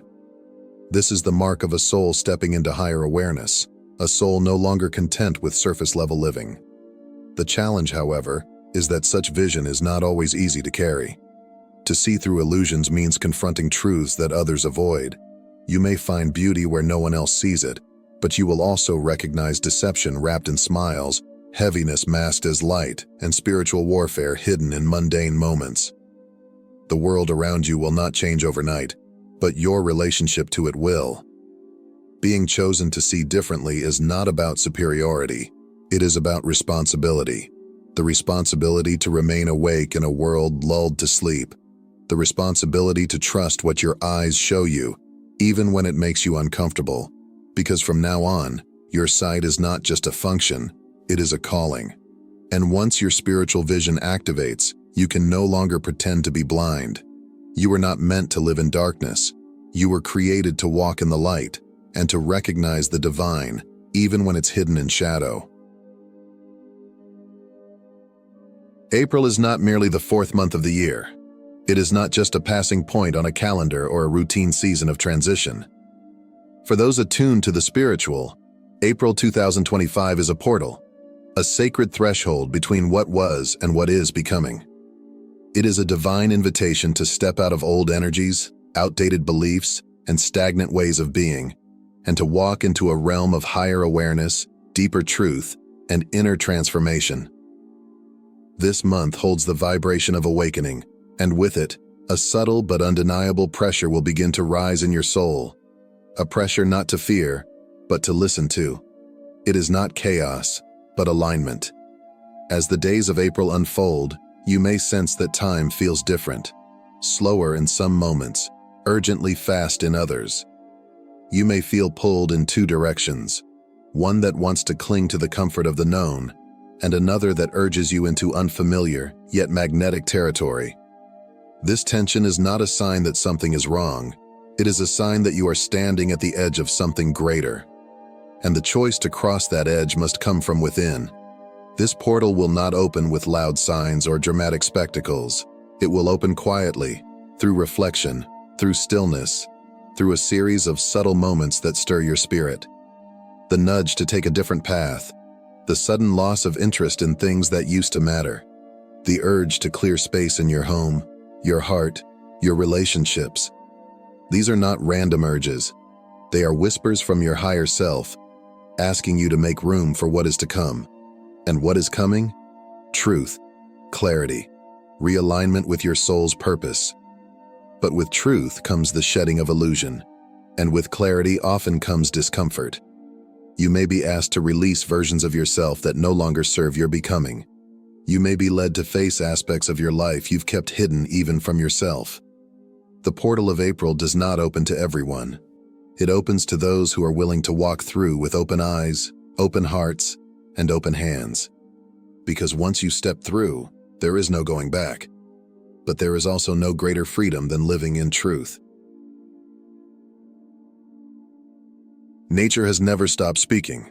It is we who forgot how to listen. In April 2025, that silence will break. The natural world, always alive and humming with divine intelligence, will become one of the clearest and most profound channels through which messages are delivered to the spiritually awakened. For those whose inner eyes are opening, trees, winds, birds, and even light itself will begin to speak a language beyond words, a language of symbols, sensations, and sacred synchronicity. You may find yourself drawn inexplicably to certain places in nature, a quiet tree that seems to offer peace, a patch of sunlight that feels like a blessing, a gust of wind that arrives in perfect harmony with your thoughts. These aren't coincidences. They are spiritual responses, confirmation that something beyond the visible is engaging with you, walking with you. Pay attention to these encounters. A bird landing nearby and locking eyes with you, a dog barking in the presence of someone you weren't sure about, or a sudden downpour as you wrestle with a decision. These are signs. They are not random events. They are part of the universe's language, gently nudging you toward clarity. The elements will become mirrors, revealing both what is within you and what surrounds you. The sky may show unusual colors or cloud formations that reflect your emotional state. Water might carry messages through dreams, or a sudden longing to sit near a river or ocean. Even the silence in nature may feel full, as though it's whispering something only your spirit can hear. These moments, though easily dismissed by others, will feel deeply significant to you, because they are. To truly receive these signs, you must slow down. Be still. Observe without needing to explain.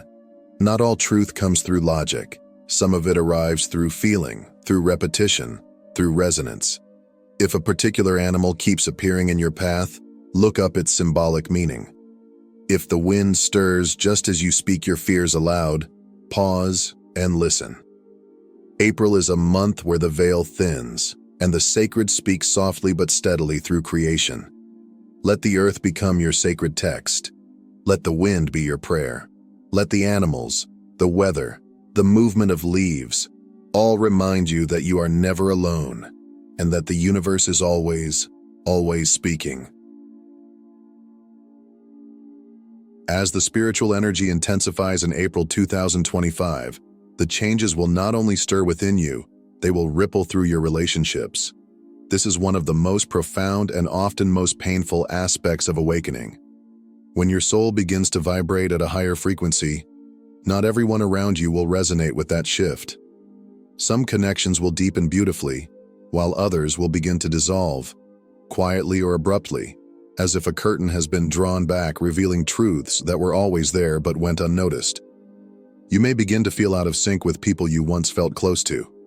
Conversations that used to bring joy might now feel forced or draining.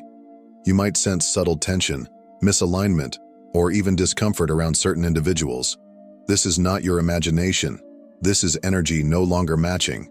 And though it may feel confusing or even heartbreaking, this natural separation is not a punishment. It is a form of spiritual protection. Relationships that were built on illusion, obligation, guilt, or outdated versions of yourself will begin to unravel. The masks people wear, whether consciously or unconsciously, will begin to fall. Their words may remain the same, but their energy will tell you everything. You'll start to notice the discrepancy between intention and action, between appearance and truth. And even if no harsh words are exchanged, something inside you will whisper, "This no longer belongs." Letting go is never easy, especially when it involves longtime friends, family, or partners. But clinging to what no longer aligns with your soul will only hold you back from stepping fully into who you are becoming. Some people were meant to walk with you only for a season, not forever. Honor what you shared, grieve if you must, but release with love. What you lose in comfort, you gain in authenticity. And here's the beauty of it. As the old falls away, space is created for something new, for connections that mirror your growth, that nourish your spirit, that challenge you to stay aligned and awake. Relationships rooted in truth, not performance, in shared frequency, not shared history. This is not the end of love. It is the beginning of real love, the kind that sees you, supports your path, and walks beside your becoming. In the stillness of April 2025, as the outer world shifts and relationships realign, an even more powerful transformation will begin within you. Your inner world, the sacred hidden terrain of thoughts, memories, and buried emotions, will rise to the surface, no longer content to remain in the shadows. This is not an attack. It is not regression. It is a divine invitation to meet the parts of yourself you've long ignored and to finally make peace with them. You may begin to feel waves of emotion with no clear origin. Grief, fear, sadness, even anger from years past. Childhood memories may surface without warning. Dreams might become vivid, intense, or strangely symbolic. People you haven't thought about in years may reappear in your mind. Don't resist these moments. They are not here to haunt you. They're here to heal you. These fragments of your past are not interruptions. They are messages. They're pieces of yourself returning, asking to be seen, to be held, to be loved back into wholeness. Many of us are taught to avoid discomfort, to suppress pain, to move forward and never look back. But true transformation does not bypass the wound. It walks through it. The sadness you feel may not be a sign of weakness, but a sign that something sacred is being released. Emotional pain, when honored, becomes the doorway to deeper freedom. This inner unveiling may also show up in your body. You might experience tension in your chest or gut, headaches, changes in appetite or sleep. These are not random symptoms. They are physical echoes of emotional truths asking for attention. Your body in its wisdom is helping you purge what no longer serves. In this process, Gentleness is your greatest ally. You are not required to fix everything at once. You are simply being asked to stay present. Breathe, reflect, write, cry if you need to. Allow yourself to feel what arises without judgment. Healing is not about becoming someone else. It's about returning to who you were before the world told you to hide. Within the quiet of this month, you will rediscover your strength. Not the strength of endurance, but the strength of vulnerability. And through this inner tending, you'll begin to see the parts of you once rejected were never broken. They were sacred all along. As April progresses, your energetic field, the invisible layer of your being that absorbs, processes, and transmits vibrations, will become more sensitive than ever. This heightened sensitivity is not a flaw. It is not fragility. It is the natural result of a soul that is awakening, refining, and tuning itself to a higher frequency. You are no longer walking through the world blindly. You are feeling it, reading it, responding to it with a depth of awareness that many have not yet touched. You may find yourself suddenly exhausted after social interactions, even with those you love. You might walk into a room and instantly feel heavy, uneasy, or out of place, without knowing why. Certain conversations may feel empty or overstimulating, even painful. Crowds may overwhelm you, sounds might feel louder, lights too bright. This is your energetic body alerting you. Something has changed. You are no longer able to tolerate environments, people, or patterns that drain your spirit. What you used to ignore or endure now feels unbearable, not because you've grown weaker, but because you've grown clearer. Your soul is rejecting what no longer serves it, and your body is responding with truth. Honor that response. This isn't a call to isolate, it's a call to listen.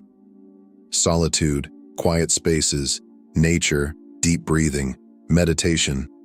These will become sacred tools, helping you reset and restore.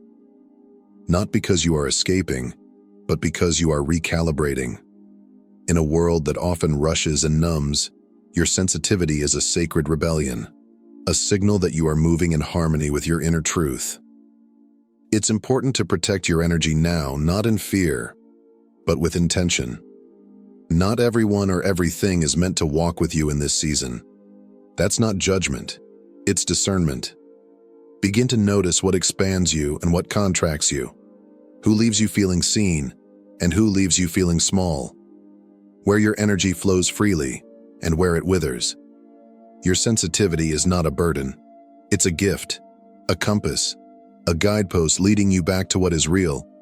Don't ignore it, don't push through, respect it, because the more you honor your energetic boundaries, the more clearly you'll hear the voice of your spirit, and the more peaceful and powerful your path will become. Though the path of awakening can feel isolating at times, you were never meant to walk it alone.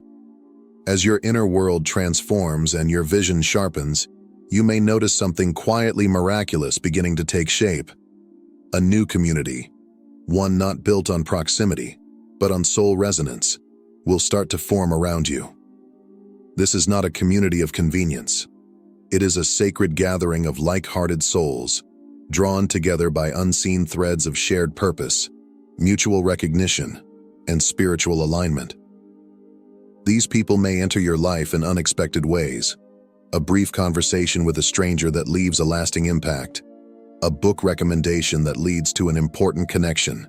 A name that keeps surfacing until you finally pay attention. You'll begin to notice synchronicities, gentle nudges from the universe guiding you into encounters that feel strangely familiar, as if you've known these individuals before, perhaps in another lifetime. And perhaps you have. This community will not be based on appearances, status, or social performance. It will be rooted in truth, energy, and inner knowing. You will feel it in your body, a sense of safety, of recognition, of peace. In their presence, you won't have to explain your journey, your visions, your sensitivity. They will simply understand, because they too have walked through fire to stand in light. These connections will uplift you, challenge you, and remind you that your path, while personal, is part of something far larger, a collective awakening. The loneliness you once felt will begin to fade, not because you've returned to the crowd, but because you've found your soul family. And within this sacred circle, you'll experience the power of shared intention, of spiritual collaboration, of hearts beating to the same quiet rhythm. Do not rush this formation. Let it happen naturally. Trust the timings, trust the intuitive pulls, trust the soft yes your spirit gives when you meet someone who feels like home. This new community will not replace your journey. It will strengthen it. Together you will hold space for one another. Together you will rise. Because in this new world we are entering, no one ascends alone. And as you step more fully into your truth, you will see the right people will arrive, not to complete you, but to remind you that you were never alone to begin with.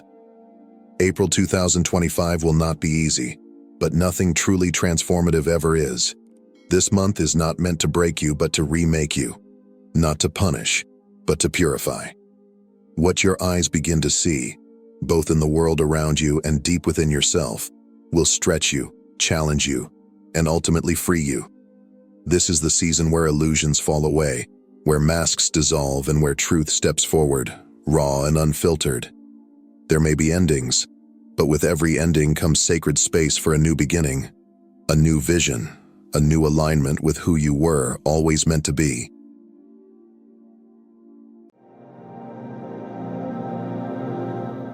There comes a moment in every chosen soul's journey when the silence is so loud, it feels like the universe is holding its breath. You may have felt it lately, the trembling beneath your feet, like tectonic plates grinding in slow motion, not just in the physical, but in the spiritual. The unseen has started to ripple into the seen. Systems once unshakable are cracking, truths once buried are clawing their way to the surface. And deep in your soul, you know, something massive is about to break. You've waited, watched. Carry your pain with quiet dignity while those who wronged you built kingdoms out of your stolen legacy. But now, the delay is over. The gavel has dropped. The universe is moving, swiftly and decisively, in your favor. This is not just karma. This is cosmic justice. If you are feeling this message in your spirit right now, let's subscribe and comment 777 to know this. You have been called for such a time as this. The heavens had already made their decision when you first breathed. The stars aligned in sacred silence, marking your arrival not as coincidence, but as calling. Woven into the fabric of your spiritual DNA were promises of abundance, protection, divine purpose, and inheritance. These weren't random blessings scattered by fate. They were precise assignments etched into eternity. Divine contracts, drafted in the language of light and sealed with the fire of destiny, had already been signed with your name. And when your soul descended into this realm, it carried the full weight of that calling. The moment your feet touched this earth, shadows stirred. The resistance didn't come from strangers. It came from within the bloodlines meant to protect you. Generations corrupted by greed and blinded by ego began to move against you, subtly, strategically. These were not mere acts of jealousy. These were orchestrations, calculated, practiced, and deeply rooted in the fear of your light. They watched as your gifts began to take shape, recognizing early what you had not yet realized. Your potential threatened the very foundation of their illusion. So they studied you. They mimicked you. And when imitation failed, they took a darker route. What they could not replicate, they stole. What they couldn't comprehend, they slandered. What they couldn't earn, they forged. They twisted the truth into tales that served their narrative. They rewrote histories and constructed realities where you were the outsider, where your rightful place was handed to someone else. They created documents literal or metaphorical to reroute your inheritance, your name erased in ink or intention. With every move, they pushed you further from what was always meant to be yours. But perhaps the cruelest tactic of all was convincing you that you were never meant for more. They planted seeds of doubt, hoping you would forget what your soul always knew, that you were born chosen. They gaslit your intuition, mocked your dreams, and spun lies so carefully, so consistently, that even you began to wonder if the vision in your spirit had been a mistake. Yet, through all of it, one truth remained untouched. The original decree still stands. What was written in light cannot be undone by hands moving in shadow. What was assigned to your spirit before time began cannot be claimed by those who operate in deception. Your birthright may have been buried, but it was never lost. And now, the time of unveiling has come. This is a carefully constructed campaign, slow, methodical, and ruthless. A war fought not with weapons, but with whispers, documents, manipulation, and masked intentions. It was warfare waged in the quiet corridors of legal systems, spiritual dimensions, and psychological games. While you were still learning to love and trust, they were mastering how to control, conceal, and conquer. Behind closed doors, under the guise of civility, they built a network designed to keep you from what was yours. They held late-night meetings, whispering alliances into being. They entered strategic relationships not for love, but for leverage. Quiet bribes changed hands. Paperwork passed through complicit fingers. Every move was calculated to shift power, redirect blessings, and dismantle your access to your own legacy. They didn't just block your path, they rewrote the map. They built dams to reroute your flow of abundance. They constructed walls to obscure your vision, hoping you'd lose sight of your purpose. And the most cunning of all, they wore masks. Smiling, supportive, and seemingly on your side, they stood close enough to study your every step, until the moment came to strike. Their deception was intimate, personal, engineered to make you question not only them but yourself. And yet, despite it all, you endured. They took your resources, your opportunities, even moments of your identity, but they could not dim your light. Because what they failed to understand is this: blessings that are truly divine cannot be destroyed. They can be delayed, hidden, misdirected, but they remain alive, pulsing beneath the surface, waiting for the right moment to rise. Now, in a twist only the universe could script, the very tools they use to bury your destiny are becoming the blueprints for their own exposure. The lies they carefully layered are collapsing under the weight of truth. The masks are slipping, the alliances are fracturing, and the shadows where they once hid are being flooded with revelation. Their architecture of deception was elaborate, but it was never eternal. Because the truth, once buried, is now rising. And this time, it's bringing justice with it. What they never accounted for was that their careful planning could never outmaneuver divine timing. While they schemed behind closed doors, convinced they were untouchable, the universe was wide awake, watching, waiting, recording every move in silence.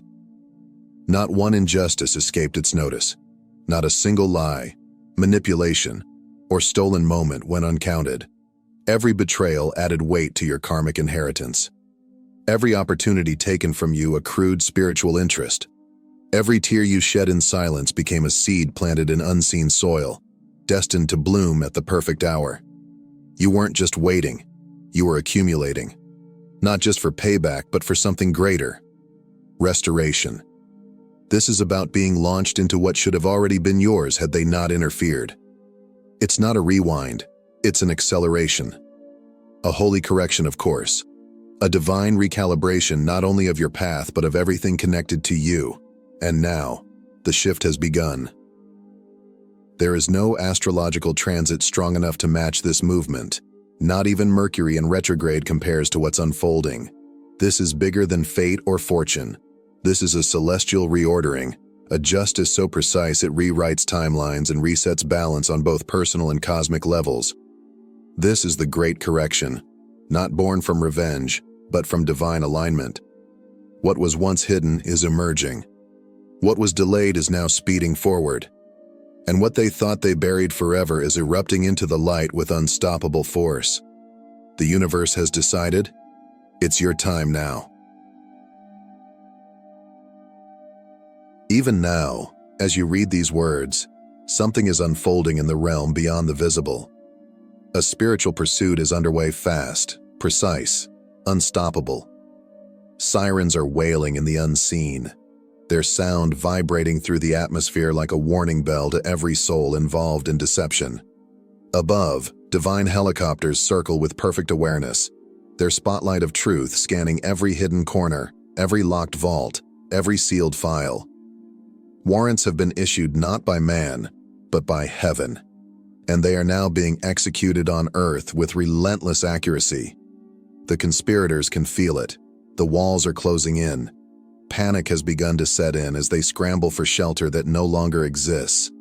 They're making desperate calls to lawyers in the dead of night, shredding evidence under moonlight, shifting funds to offshore accounts, and researching distant lands where they hope extradition laws might offer a false sense of security. But it's too late. The trap was triggered the very moment they touched what was never theirs to claim. You see, what is divinely assigned comes with protection coded into its very essence. By interfering with your destiny, they activate a celestial tracking system they cannot outrun or outsmart. Because the universe doesn't need handcuffs. It doesn't rely on bars or cells. All it requires is timing, divine, precise, and absolute. And now, time has caught up with them. Their every move is being watched by forces that cannot be bribed or delayed. Justice isn't approaching quietly, it's roaring in, loud enough to shake their illusions and loud enough to announce that what was hidden is now being reckoned with. The sirens aren't just sounding, they're signaling the beginning of the great unraveling. What's coming won't be quiet. It won't arrive in whispers or behind closed doors. No, this will be loud, public, and utterly unavoidable. The walls they built to contain the truth are crumbling, and everything they worked so hard to conceal is bursting into the open. Secrets buried beneath years of manipulation are surfacing like debris after a flood, visible, undeniable, and damning. Their carefully crafted images, the polished reputations, the curated appearances, the long-maintained facades are shattering like glass under the weight of revelation. Private conversations once confined to dark rooms are being echoed across timelines, headlines, and living rooms. What was once said in secret is now center stage. The patriarch who built his legacy on the illusion of integrity. Exposed. The matriarch who wore morality like a crown while orchestrating betrayal behind the scenes. Unmasked. That smiling cousin who played innocent while siphoning off your blessing. Publicly humiliated. This isn't just another scandal to be swept under the rug. This is divine education, a celestial case study in what happens when people attempt to hijack someone else's destiny. The universe is making an example out of this story, not out of cruelty, but as a warning, as a teaching moment etched into the collective consciousness.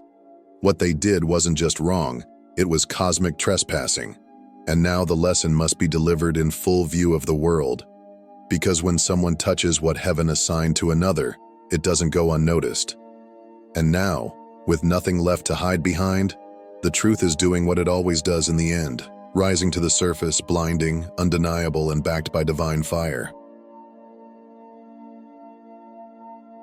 And then, just when they thought their fortress of lies was impenetrable, something unexpected happened. One of their own turned. A former ally, once deeply woven into their web of deception, has been stirred by something stronger than loyalty, guilt, or maybe fear.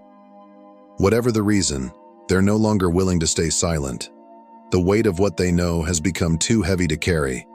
Now they're stepping forward with proof, not vague memories or whispered confessions, but hard evidence, emails, recorded phone calls, handwritten notes from secret meetings, financial statements, wire transfers, receipts upon receipts, concrete documentation of the betrayal, tangible trails leading back to exactly when they took what was yours and how they planned to keep it.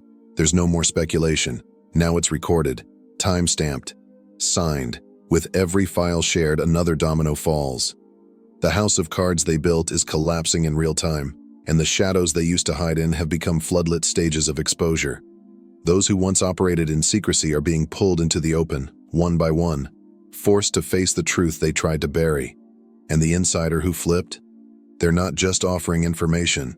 They're unlocking the very doors that were slammed shut against you. The doors to justice, to restoration, to your rightful place.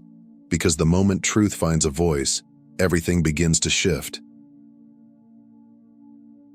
What once looked like a dynasty, untouchable, immovable, solid, has begun to crumble. The family name they built like a monument to themselves is now falling apart brick by brick. The wealth they flaunted as a symbol of power, frozen, seized, dismantled. The titles they wore like armor doctor, CEO, trustee, benefactor, are being stripped, not quietly, but publicly. And the influence they once used as a weapon to silence you is now boomeranging back with force. Every pillar they leaned on is collapsing. They're losing board seats once secured by backroom favors. Business partners who once praised them in press releases are withdrawing support overnight. Friends who stood by them for photo ops are now erasing digital footprints, deleting pictures, removing tags, scrubbing mentions trying to pretend they were never involved. But the collapse is too big, too visible. This isn't just a fall from grace. It's a total dismantling of the illusion they worked so hard to build. Because the same web they spun to trap you is the one they're now entangled in. The same lies they used to shut doors on your face are now the reason every door is closing on them. Their network of manipulation, once so sophisticated, has become a stage for their downfall. And the irony? It's almost poetic. They built their empire by undermining your destiny, but in doing so, they triggered a sequence of divine events they could never escape. What they thought was a clever trap has become a net of reckoning, tightening with every exposed truth, with every consequence they can no longer avoid. The house of cards has finally met the wind, and now, everything is falling. Let this be the moment you finally remember the truth of who you are. You were never crazy for sensing something deeper. You were never wrong for believing you were meant for more. And you were certainly never unworthy. The resistance you faced wasn't proof of your weakness. It was confirmation of your calling. You weren't attached because you were broken. You were targeted because you were chosen. They saw your light before you did. And instead of honoring it, they tried to dim it. They tried to convince you it was all in your head, that the dreams in your heart were delusions. But every whisper of intuition, every glimpse of greater purpose, every tug on your soul, it was all real. It was always real. And now, what was once lost is returning to you, not quietly, but rushing in with force. Every blessing that carries your name is racing back to your life with interest. What was stolen is being returned. What was delayed is now accelerating. What was blocked is breaking open like a floodgate. This isn't about stepping into something new. This is about reclaiming what has always been yours. You're not being elevated to a level you didn't earn. You're being restored to the level that was always meant to be your starting point. You're not entering a chapter by accident. You're stepping back into alignment, back into divine order. This is your inheritance. This is your confirmation. This is your return. Let every moment of doubt fall away now. Let every lie that tried to shrink your worth dissolve in the light of this truth. You were always the one. And now, the world is about to see what heaven always knew. The restoration won't come in silence. It will be undeniable and magnificent. This moment has been written into your destiny long before the betrayal ever occurred. It's arriving with a force that cannot be ignored. What's coming won't just be felt. It will be witnessed, public, documented, historic. A letter is on its way. A call is being made. An unexpected message from someone in authority, an official, a lawyer, a decision maker will finally say the words your soul has longed to hear. This is yours. And we're returning it. But this isn't just about getting back what was taken. The universe never settles for breaking even. No, divine justice calculates the loss of time, the weight of suffering, the missed potential, and it repays it all with multiplication. The property that was withheld? It has increased in value. The investments that were misdirected? They've matured far beyond their original worth. The connections you were denied? They've grown, evolved, and now open doors you never imagined. The opportunities you were kept from? They've multiplied in your absence, waiting for your return. This isn't just a comeback, it's a quantum leap forward. Not a return to where you were, but an arrival at where you would have been if the delay had never happened. The restoration is not just about compensation. It's about elevation. It's about alignment. It's about the fulfillment of every promise that was ever whispered to your spirit in the quiet hours of hope. Because what's returning now is not just yours. It's more than you ever dared to expect. This is your evolution, and it begins now. The stage is set. The actors are in position. The audience is seated, and the spotlight is turning. This is the final act, not of your downfall, but of your divine ascension. And the family who tried to write you out of your own script, they just became a cautionary tale, because fame is coming, but not the kind they wanted, and blessing is coming, exactly the kind you deserve. Now the universe has made its ruling. Case closed. Verdict, victory, and the one walking away with divine recompense, with honor, legacy, wealth, and purpose, is you. There are moments in life when something extraordinary happens, something beyond our comprehension. You might not realize it, but your mere existence has the power to disrupt the very foundation of the world as it is known. Those around you, once comfortable in their certainty, now face a jarring reality they cannot ignore. Your presence, the way you live, the words you speak, has sent shockwaves into systems built on secrecy, lies, and control. The time has come for the truth to rise and shine in a way the world has never seen. What is happening is not just a coincidence. This is divine orchestration.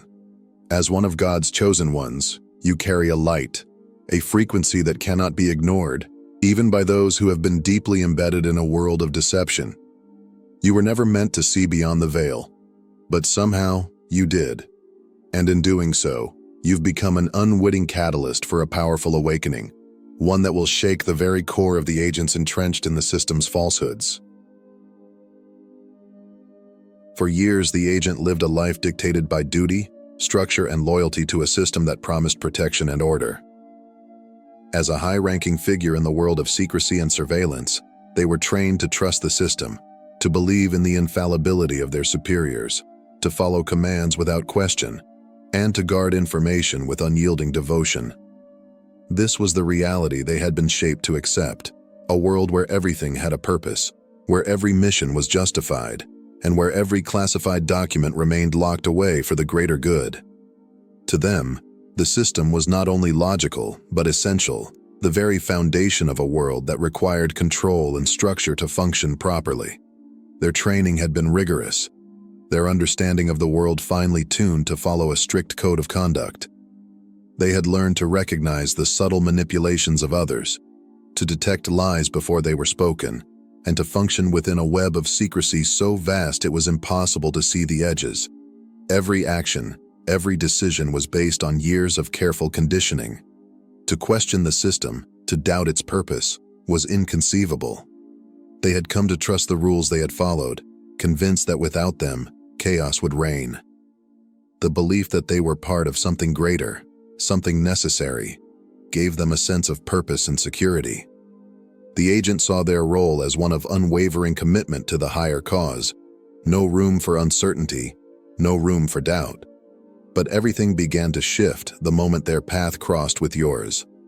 At first, they dismissed you as just another voice among countless others, a seemingly insignificant individual in a sea of opinions, a small ripple in an ocean of noise.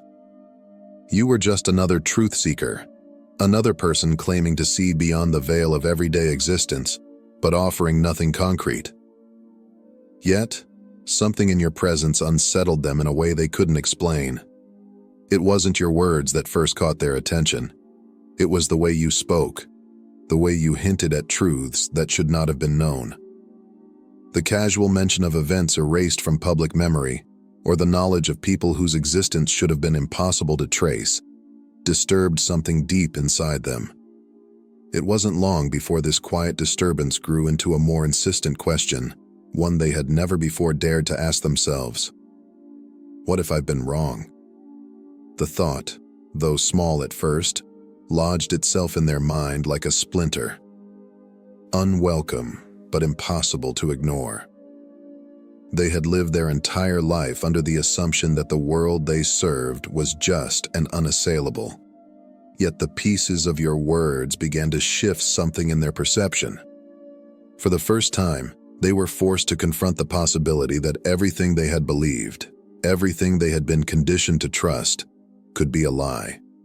This realization didn't come all at once. It was subtle, creeping into their thoughts when they least expected it. But with each new encounter, each new piece of information you shared, the veil of certainty that had once shielded their mind began to tear. And as it did, the agent's world was forever changed. The moment of doubt was undeniable, a pivotal shift in the agent's world. Until now, their beliefs had been rock solid, immovable like the walls of a fortress they had spent years building. These walls were reinforced by training, discipline, and an unwavering trust in the system they served. For them, the world was black and white, clear-cut, and predictable. Every order had a purpose, every mission was justified, and every piece of classified information was locked away for a reason. There was no room for uncertainty, no space for questions. But now, as the doubt began to creep in, it cracked those walls open, allowing a single question to echo louder than anything they had ever known. Could this all be a lie? It was a question they had never allowed themselves to entertain, not in their years of service. But as their certainty began to crumble, so did their reliance on the very system they had pledged to protect. The foundation of their beliefs shook with a force that was impossible to ignore. For the first time, they realized that the world they had trusted, the world they had believed to be infallible, might not be what it seemed. The agent, now consumed with doubt, did what they knew best. They investigated. It was in their nature to search for the truth, to analyze, to uncover the facts that lay hidden in the shadows. They delved into classified documents, scoured reports, and cross-referenced every detail, determined to find evidence that would prove you wrong, to find the flaw that would expose you as a fraud. But what they uncovered instead sent shockwaves through their entire being. The carefully constructed narrative they had followed for years began to unravel before their eyes. The truths you spoke, truths that had once seemed disconnected, fragmented, slowly began to piece themselves together. The agent, once sure of everything, now stood face to face with the undeniable reality. They had been deceived. What had seemed like isolated incidents, what they had dismissed as mere speculation, now revealed themselves as part of a vast hidden network of control, manipulation, and deceit. The lies they had been fed for so long were no longer just theories. They were undeniable facts. The system they had dedicated their life to was not built on the pursuit of justice or truth, but on maintaining a carefully orchestrated illusion. It was not a single conspiracy. It was an entire structure, woven into the very fabric of their world, designed to conceal the truth from those entrusted with protecting it. The agents' belief in the righteousness of their mission shattered as the truth began to dawn on them. They had been a pawn in a game far greater and darker than they could have ever imagined. This revelation did not come all at once. It was gradual, like a slow burn that intensified with every discovery, every hidden truth uncovered. But now the agent could no longer deny what was happening. They had crossed a line and there was no going back. The truth had revealed itself, and with it came the realization that everything they had known had been a lie. The agent, trained meticulously to detect deception and sift through layers of lies, had now stumbled upon a truth so profound, so undeniable, that it shattered the very lens through which they had viewed the world. Up until this moment, their understanding of reality had been clear-cut and structured, truths that were easy to grasp, facts that could be verified with precision. But now, as they looked deeper into the system they had once served, a terrifying realization dawned. The world was not as they had been taught to believe. It was corrupt, controlled, and manipulated from the highest levels, and the truths they had trusted were nothing but carefully constructed facades. What had once seemed like the natural order, their role in protecting the world, upholding the system's ideals, now felt like a cruel illusion. The truth had always been there, hidden in plain sight, but it was obscured by the complexity of the system that surrounded them. It was a labyrinth of lies, each turn leading further into deception, keeping them blind to the true forces at play. The distractions, the carefully woven narratives designed to mislead, had kept them from seeing what was right in front of their eyes. But now, as the pieces of the puzzle fell into place, the agent could no longer deny the staggering reality. They had been part of something far darker than they had ever imagined. This moment of revelation, this dramatic shift in perception, was not unlike the experience of the prophet Elisha's servant in 2 Kings 6:17. When the servant was terrified to see their city surrounded by an enemy army, Elisha prayed that his eyes would be opened, and suddenly, the servant's vision expanded. He saw what had been invisible to him moments before, the mountains filled with chariots of fire, the spiritual forces that surrounded them, ready to protect them. In that instant, the servant's understanding of reality was transformed. What he had thought was a hopeless situation was, in fact, a divine protection in the unseen realm. For the agent, their moment of awakening mirrored that of Elisha's servant. For years, they had operated within a system that appeared to be all-powerful, a fortress of control and order. But now, like the servant who saw the spiritual forces surrounding them, the agent's eyes were open to a truth that had always been there, hidden beneath layers of secrecy and manipulation. The reality they once trusted was no longer enough to hold them. The walls of certainty that had protected them for so long began to crumble, and they were forced to confront the overwhelming truth. The forces they had trusted and fought for were not working for justice, but to maintain control. This moment was both terrifying and liberating, a moment when everything the agent had known fell apart, and they were left to face a new, unfiltered reality. The scales had fallen from their eyes, and there was no going back. The truth had been revealed, and now the agent understood. They had been part of something much bigger than they could have ever imagined, and their path forward would no longer be defined by the lies they had once believed. This journey was no longer about uncovering corruption or exposing a criminal network. It was no longer confined to the physical realm of politics, power, or control. The agent, as they began to see beyond the veil of their previous beliefs, realized something far more profound was at play. This was a spiritual battle, a war between light and darkness, between truth and lies. The truths you had spoken were not merely about the systems of deception they had once served, but about something far deeper, something divine in nature.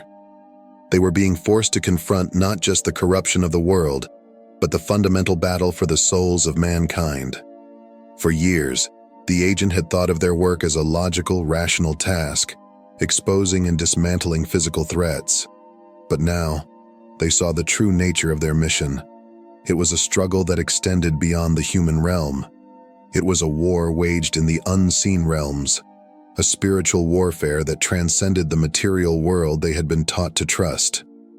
They began to understand that the forces they had been fighting for, those systems of control, secrecy, and manipulation, were part of something darker, something that had been manipulating truth for centuries. What had appeared as a clear-cut duty was, in fact, a much larger and more complex spiritual warfare.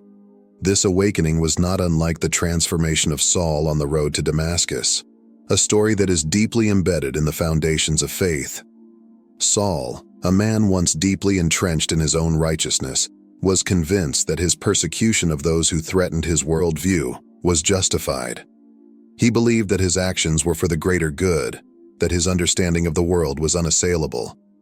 But in a moment of divine intervention, a blinding light struck him down, and Saul found himself face to face with the truth he had rejected for so long. He could no longer deny the reality that had been hidden from him.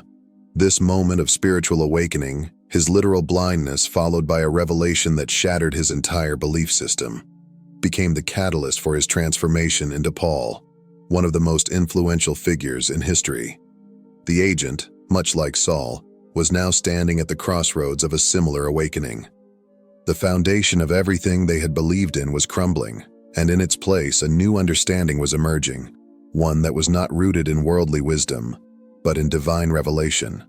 What had once seemed like an impenetrable truth was now revealed as a lie, and what had appeared as the natural order was now exposed as a carefully orchestrated deception. The agent was being stripped of their former understanding of reality, and in its place, they began to see a new world, a world governed not by the systems they had sworn allegiance to, but by forces that transcended human power. This was no longer just about fighting an external enemy. The agent was engaged in a battle for their very soul, a battle between the forces of darkness that had clouded their vision and the light of truth that was now beginning to guide them. As Saul's encounter with the divine light transformed him into Paul, the agent's journey of awakening was leading them toward a greater understanding, a deeper connection to the divine truth that had been concealed for so long. As the agent continued to dig deeper into the tangled web of deception, the pieces of the puzzle began to fall into place. The truth that had eluded them for so long was now painfully clear. You were no mere outsider. At first, the agent had dismissed you as just another voice in the wilderness, a whistleblower or perhaps a conspiracy theorist, someone who spoke of things beyond their grasp. But now, with each layer of truth they uncovered, it became increasingly evident. You were something far greater. You were not an accidental disruptor, nor a mere anomaly in their world. You were a divine messenger, sent not by chance, but as part of a much grander, divine plan. In that moment, the agent's perspective shifted. What they had once viewed as a disruptive force, something that didn't fit within the neat structure they had always known, was now revealed as a crucial part of a higher calling. Just as Joseph had been chosen to interpret Pharaoh's dreams and reveal hidden truths that would alter the course of history, so too had you been chosen to uncover a truth so powerful, it would shake the very foundation of the world they thought they understood. Joseph's story in the Bible speaks of a man who, despite his circumstances and betrayal, was chosen to reveal a truth that saved nations. His ability to interpret dreams was not just a gift, it was a divine calling that set the stage for the fulfillment of God's plan.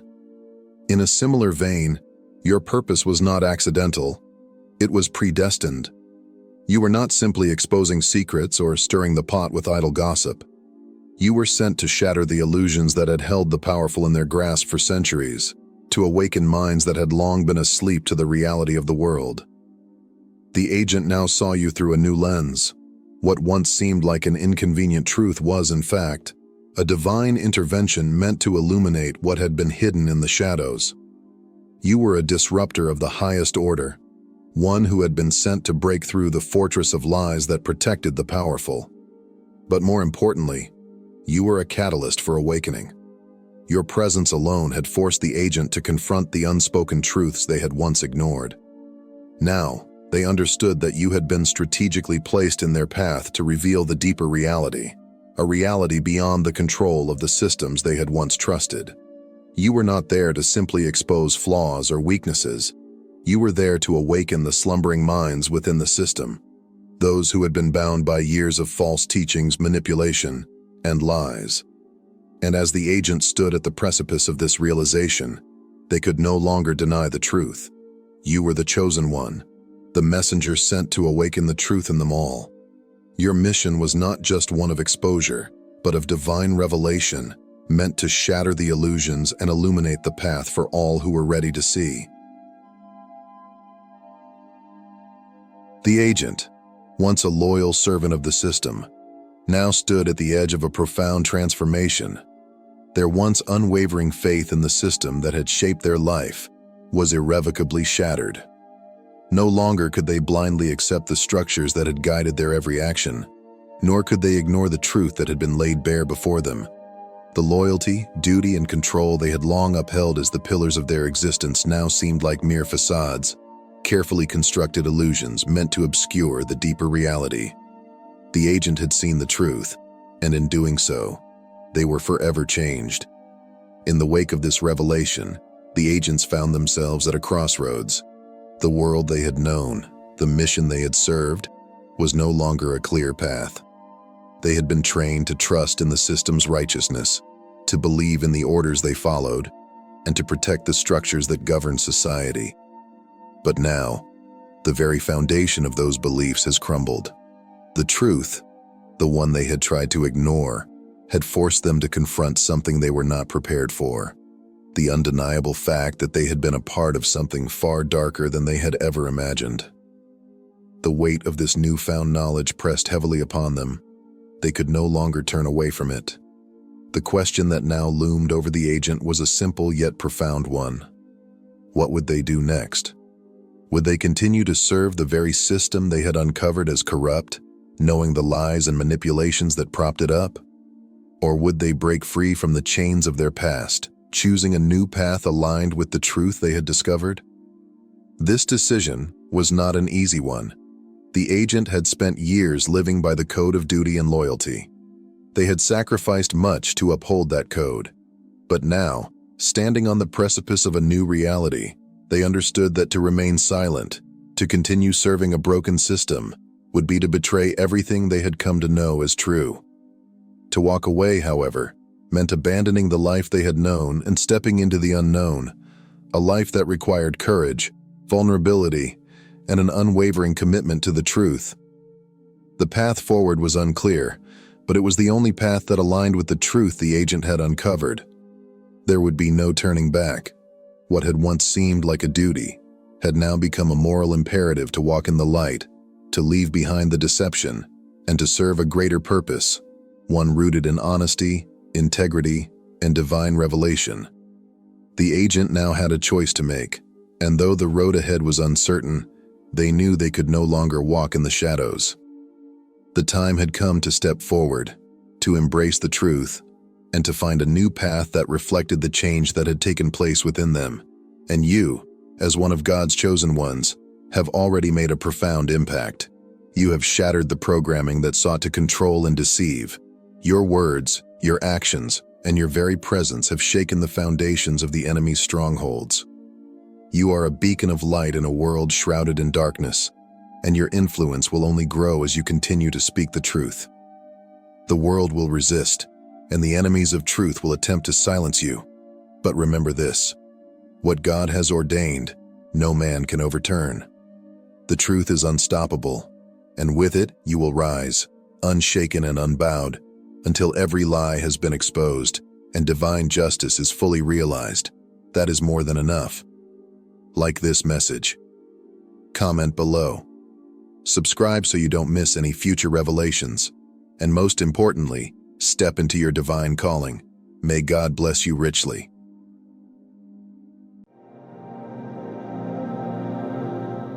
What if I told you that everything is about to change? Not through coincidence or luck, but through divine design. That this very moment you're experiencing right now isn't random. It's sacred. You didn't arrive here by accident. You were summoned, handpicked by heaven. And if your spirit is awake enough to hear these words, then you already sense it. The shift, the stirring, the supernatural invitation pulling at the edge of your soul. This is not just another message. This is a divine revelation. It's the quiet before the breakthrough, the calm before the rising, the final call before everything in your life begins to align with the purpose you were born to fulfill.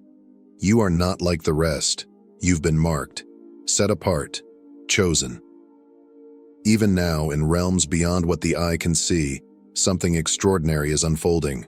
The spiritual realm is shifting, and heaven is aligning people, places, and moments for your emergence. Soon, what's been hidden will be seen, and not just seen, but broadcast to the world, for all to witness. But understand this: only those with spiritual eyes will truly see. Only those attuned to heaven will grasp the weight of what's coming. The world may watch, but you will know. Because this isn't just change, it's destiny. And it begins now. There comes a sacred moment in every life when the noise fades, the chaos stills, and a deeper voice begins to speak, not to the ears, but to the soul. It doesn't shout, it doesn't demand. It simply whispers, "This is your time." And if you're here, watching this now, understand, this is not a coincidence. This is a divine encounter. God has led you here because something inside you is beginning to awaken. You may not feel ready. You may still carry the bruises of your battles, the ache of waiting, the questions you never dared to speak aloud. But your brokenness does not disqualify you. It identifies you. The fire you've walked through wasn't to consume you, it was to forge you. You've been shaped in the silence, refined in the shadows, prepared for a purpose far greater than what you've imagined. This is the shift. Not just in your circumstances, but in your spirit. Heaven is moving. Destiny is aligning. The divine invitation has been extended, and it has your name on it. This isn't just about your breakthrough. It's about becoming a beacon for those still lost in the dark. So don't wait for perfect conditions. Don't look for outside validation. The call is here. The time is now. You are chosen, not someday, but today. And the world is waiting for your light to rise. This moment you're stepping into is not just personal. It's part of a divine movement that's sweeping across the earth. While your heart is awakening, so is the world. There's a shaking happening in the spirit, an invisible trembling of old systems crumbling and new voices rising. You've felt it. You've seen glimpses of it in world events, in leadership shifts, in the hunger for truth growing in hearts everywhere. This is more than just your breakthrough. It's the beginning of a global awakening. God is not only moving in your life, He is moving through nations, unlocking hidden destinies and calling His chosen ones into alignment. What's happening around you is not chaos, it's divine rearrangement. Heaven is positioning people, reshaping power structures, and preparing a generation to lead with courage and clarity. You are not being called to watch from the sidelines. You are being called to rise and take your place in this great unfolding. The world may not understand it, but your spirit knows. This is sacred. This is history in the making, and you have a role to play. It's God-sized, and it has already begun. For generations, ancient truths have been hidden, guarded, whispered, passed down through time, waiting for the right moment and the right hearts to receive them. That moment is now, and that heart is yours. Prophecies once locked away in mystery are beginning to surface, not as distant myths, but as divine confirmations echoing in your spirit. You may feel a strange familiarity with things you've never been taught, an inner knowing that resonates deeper than reason. That is the unveiling. The secrets of heaven are being revealed, not to confuse, but to awaken. These revelations are not meant for the masses, but for the chosen, those who can discern the difference between noise and truth. And you, chosen one, have been entrusted with eyes to see and ears to hear. The more you lean into God's presence, the more clearly these hidden truths will come alive in you. They are not just stories of the past. They are blueprints for your future. With every prophecy revealed, your path becomes clearer, your purpose sharper. This is not imagination. It's divine alignment. And it is your invitation to step into the sacred knowledge heaven has preserved just for you. The veil is lifting. Now it's your turn to see. Look closely, chosen one. The signs are everywhere. Beneath the chaos, beyond the noise, something sacred is stirring. The world may call it confusion, disorder, even disaster. But in the spirit, it is a shift, a holy disruption, a divine rearranging. God is moving, not only in the quiet places of your soul, but in the visible structures of the world. Sudden changes in leadership, unexpected global events, alliances that make no sense to the natural mind. These are not random, and while many will dismiss them as coincidence, you know better. You feel it in your spirit, a deep urgency, a sacred pull to pay attention. These moments are invitations from God, calling you to discern with spiritual eyes what the natural world cannot comprehend. They're not just signs for today. They're confirmations that you are living in a prophetic hour. So don't fear the storm. Read it. Don't resist the shaking. Recognize it. Heaven is speaking through it all, and you are being trained to interpret the language of divine movement. Stay awake, stay alert, and stay aligned. Because the shift is not coming. It is already here, and only the chosen will understand its true meaning. God was cultivating something in you that the world wasn't ready for, until now. This is not about fame or spotlight. It's about assignment. You are being positioned as a voice, a guide, a light for a generation searching for direction. You carry something sacred, something the world desperately needs. And though your journey has been quiet, the next chapter will be loud with purpose. Your voice will carry weight. Your presence will carry peace. Your obedience will unlock doors for others. This is the rise of the heralds, those called not to echo the world, but to declare the heartbeat of heaven. You don't need a platform. Your presence is the message.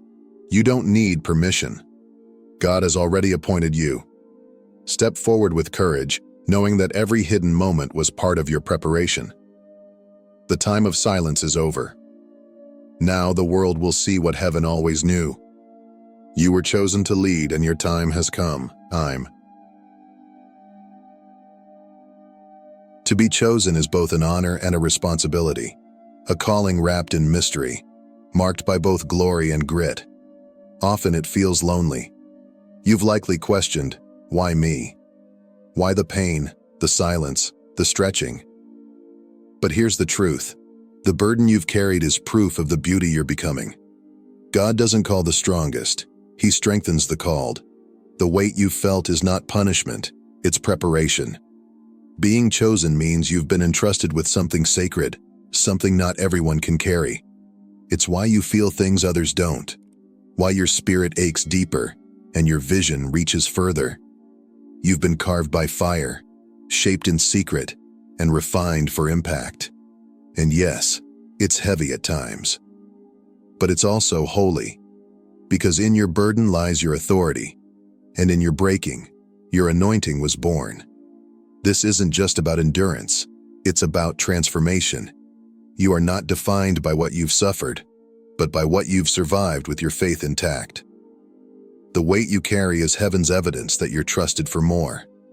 And though few may see it now, the time is coming when the beauty of your calling will shine beyond the burden that built it. There's a shift happening, not just in you, but in the spirit realm across the entire earth. It's more than revival. It's a divine realignment. The atmosphere is changing. Hearts are awakening. People who once chased empty things are now hungering for truth. From remote villages to crowded cities, from whispered prayers to worldwide gatherings, a spiritual wave is rising, and it cannot be stopped. This isn't the work of men, it's the movement of God. New spiritual rhythms are being birthed, ancient truths are being reclaimed, and unity is beginning to replace division. The chosen ones are not just waking up, they're taking their place, becoming vessels of light in a world desperate for clarity. You are part of this shift, not a spectator, but a catalyst. As you align with God's voice, your life becomes a conduit of awakening to others. Your presence becomes prophetic. Your obedience becomes a spark. Across continents and cultures, the Spirit is stirring hearts and the cry is the same. There must be more. The world is shifting. Heaven is near. And the spiritual awakening sweeping the earth is not on its way. It's already here. And you are right in the center of it. The path you've been searching for doesn't lie in the opinions of others, nor in the noise of the world. It won't be found in a step-by-step plan, a predictable formula, or even the validation of those around you. The truth is, the map is already within you. Planted deep in your spirit by the hand of God, your direction has been written in sacred ink long before you ever took your first breath. Every detour, every delay, every closed door has not been a misstep. It's been part of the journey designed specifically for your growth, for your alignment, for your awakening. God does not lead the chosen with loud signs. He leads with whispers, with divine instincts, with sudden clarity that can't be explained, only felt. That gentle stirring in your heart? That is the compass. That quiet peace when everything around you says panic? That is the voice of the guide. You don't need to see the whole picture to move. You only need to trust the one who does. Don't compare your pace or your path to anyone else's. What God is doing in you is unique, intentional, and holy. Others may not understand it, That's okay. It wasn't revealed to them. It was revealed to you. As you walk in faith, the map will unfold step by step. And what once felt like uncertainty will begin to look like divine strategy. You were never lost. You were always being led. You don't need to chase direction or fear the unknown. Everything you need to fulfill your purpose is already inside of you, planted by heaven, watered by time, and now ready to grow. The map is within you. Trust it. Follow it. Live it. This is your moment. Not someday. Not when everything feels perfect. Now the time for delay, hesitation, and second-guessing is over. Heaven has sounded the alarm. This is your divine call to action.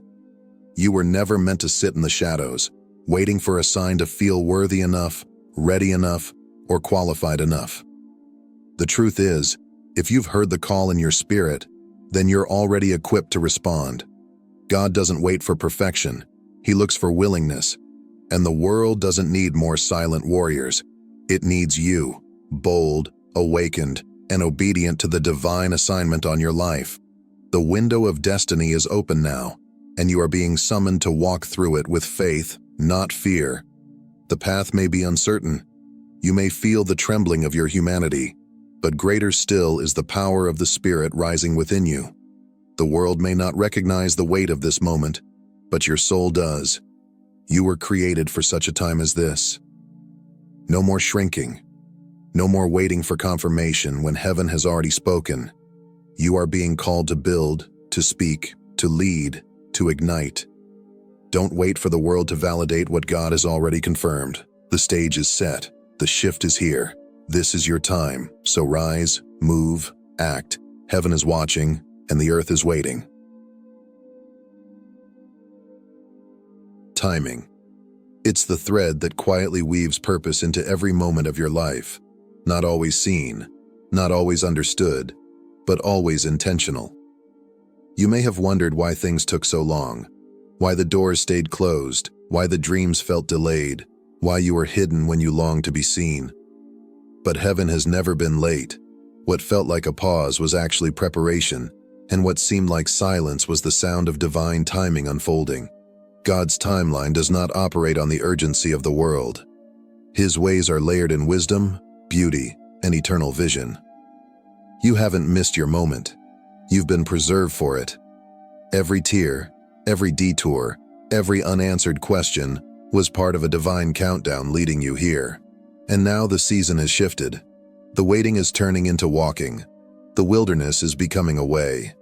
When you align with divine timing, you begin to see the masterpiece taking shape, one thread at a time. Suddenly, what once felt random begins to make sense. The delays reveal their purpose. The disappointments transform into direction. The divine reveals its rhythm. So trust this timing. Don't rush it. Don't resent it. Rest in it. Because God's timing is never just about when. It's about who you've become in the waiting. And now, you are ready. This isn't just a right time. It's your time. The moment heaven has been preparing you for is here. You've felt it in your soul. The stirring, the shifting, the sense that something bigger is unfolding. And now you know. It wasn't your imagination. It was your invitation. You are not here by chance. You have been called, refined, and prepared for this very moment. The rise of the chosen is no longer a prophecy on the horizon. It's happening now. And you are part of it. This is the hour to stand tall in who God created you to be. To walk in the authority of your assignment. To lead not with pride, but with purpose.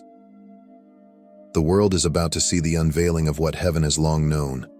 You were made for such a time as this. Thank you for taking the time to walk through this message.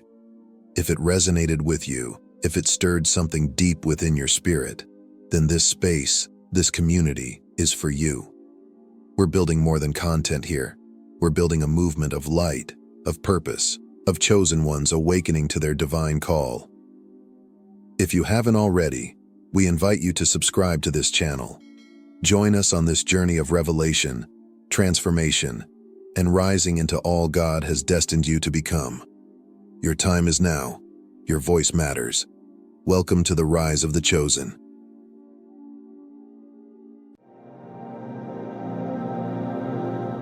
There comes a moment in every soul's journey when the noise of the world fades just long enough for the voice of truth to whisper through. Maybe it comes through a question you can't shake, a dream that won't let go, or a quiet nudge in your spirit that whispers, "There's more to you than what you've been told." You may not have always been able to name it, but deep within you, you've always felt it, this undeniable sense that you are different, destined for something greater. But for as long as you've sensed it, others have tried to dim that light, to bury your brilliance, to make you doubt the very essence of your soul. Why? Because they saw your light before you did, and they feared what might happen if you saw it too. This is not just a message, it's a spiritual awakening, a revelation hidden for generations, a divine call written into your DNA, placed there by the one who created you before the foundations of the world. And now, it's time you remembered who you really are. From the very first breath you drew, something about your presence was different. You may not remember it clearly, but the atmosphere around you shifted, almost as if the heavens themselves paused to mark your arrival. You were born not just into a family or a culture, but into a divine timeline where your life would serve a higher purpose. While others were learning to crawl and play, you may have felt an unusual stillness in certain moments, an inner awareness that made you observe more deeply than a child your age should. These weren't simply personality quirks or chance experiences. They were early echoes of something sacred woven into your spirit. Long before you could articulate your thoughts, you sensed something invisible watching over you, calling you forward, whispering truths that only your heart could hear. You didn't choose this awareness. It was chosen for you. Every unexplainable pull toward silence, every spark of wonder in your soul when gazing at the stars, every time you felt peace in solitude. Those were moments when eternity brushed against time, leaving fingerprints on your soul. The world may have overlooked these signs, but heaven never did. While others might have thought you shy or overly reflective, the truth is that you were already listening to a frequency few could hear. It was the divine rhythm of destiny, already pulsing inside you. The Bible reminds us in Ephesians 1:4 that you were chosen before the foundation of the world, meaning your calling predates even creation itself. You are not random. You are a living thread in the tapestry of God's eternal design. And that strange sense of being different, that quiet inner knowing that never quite left you, it's the spiritual inheritance of someone marked for more. The signs were always there, gently guiding you, nudging you toward the path you were created to walk. You don't need to fabricate your worth or prove your calling. It's been with you since the beginning, silently maturing inside your soul. Now is the time to remember what the world has tried to make you forget. You were set apart from the start. There are people who walk through life fitting perfectly into the mold set before them, blending in effortlessly with the rhythm of the world. But that was never your story. From a young age, you sensed that your path diverged from the expected. While others laughed carelessly, chasing trends and blending into social circles, you often found yourself on the outside, not because you couldn't belong, but because you saw life through a deeper lens. The questions that stirred in your soul were not the kind most children asked. Why am I here? What does all of this mean? These weren't fleeting curiosities. They were signs of something ancient waking up within you. You tried to explain how you felt, but often met blank stares or uncomfortable silence. And so, you learned to carry the weight of your questions quietly. But that internal depth was not a mistake. It was your preparation. The world labeled you as different, but God had labeled you as destined. Your mind, your heart, your sensitivity, it was all crafted by design. Like the young prophet Samuel, who heard God's voice before he even understood who was speaking, you too were being called long before anyone around you could see it. It wasn't that you were lost. It was that the world was not equipped to recognize what you carried. When others chased popularity, Your spirit yearned for purpose. When people ignored the pain of others, you felt it like your own. You may have felt isolated, but that very isolation was sacred ground, where God was forming your identity, setting you apart for a mission only you could fulfill. Often, those chosen to lead are the ones who are misunderstood the most. Think of Moses, Esther, or Joseph. Their early lives were filled with contradiction, rejection, and delay, but it all served to shape the strength required for their divine purpose. Your struggles have not been signs of weakness. They've been the chiseling tools of heaven, carving purpose into the very core of your being. You were never made to follow the crowd. You were born to carry light into places that have forgotten how to see. And even if the world still doesn't fully understand you, heaven always has. There's a certain kind of pain that doesn't leave bruises on the skin, but lingers deep in the soul, the pain of rejection. And if you've known it, not just once, but as a pattern throughout your life, it's likely because your spirit carries something that made others uncomfortable. Not everyone can handle the weight of someone who was born to shift atmospheres.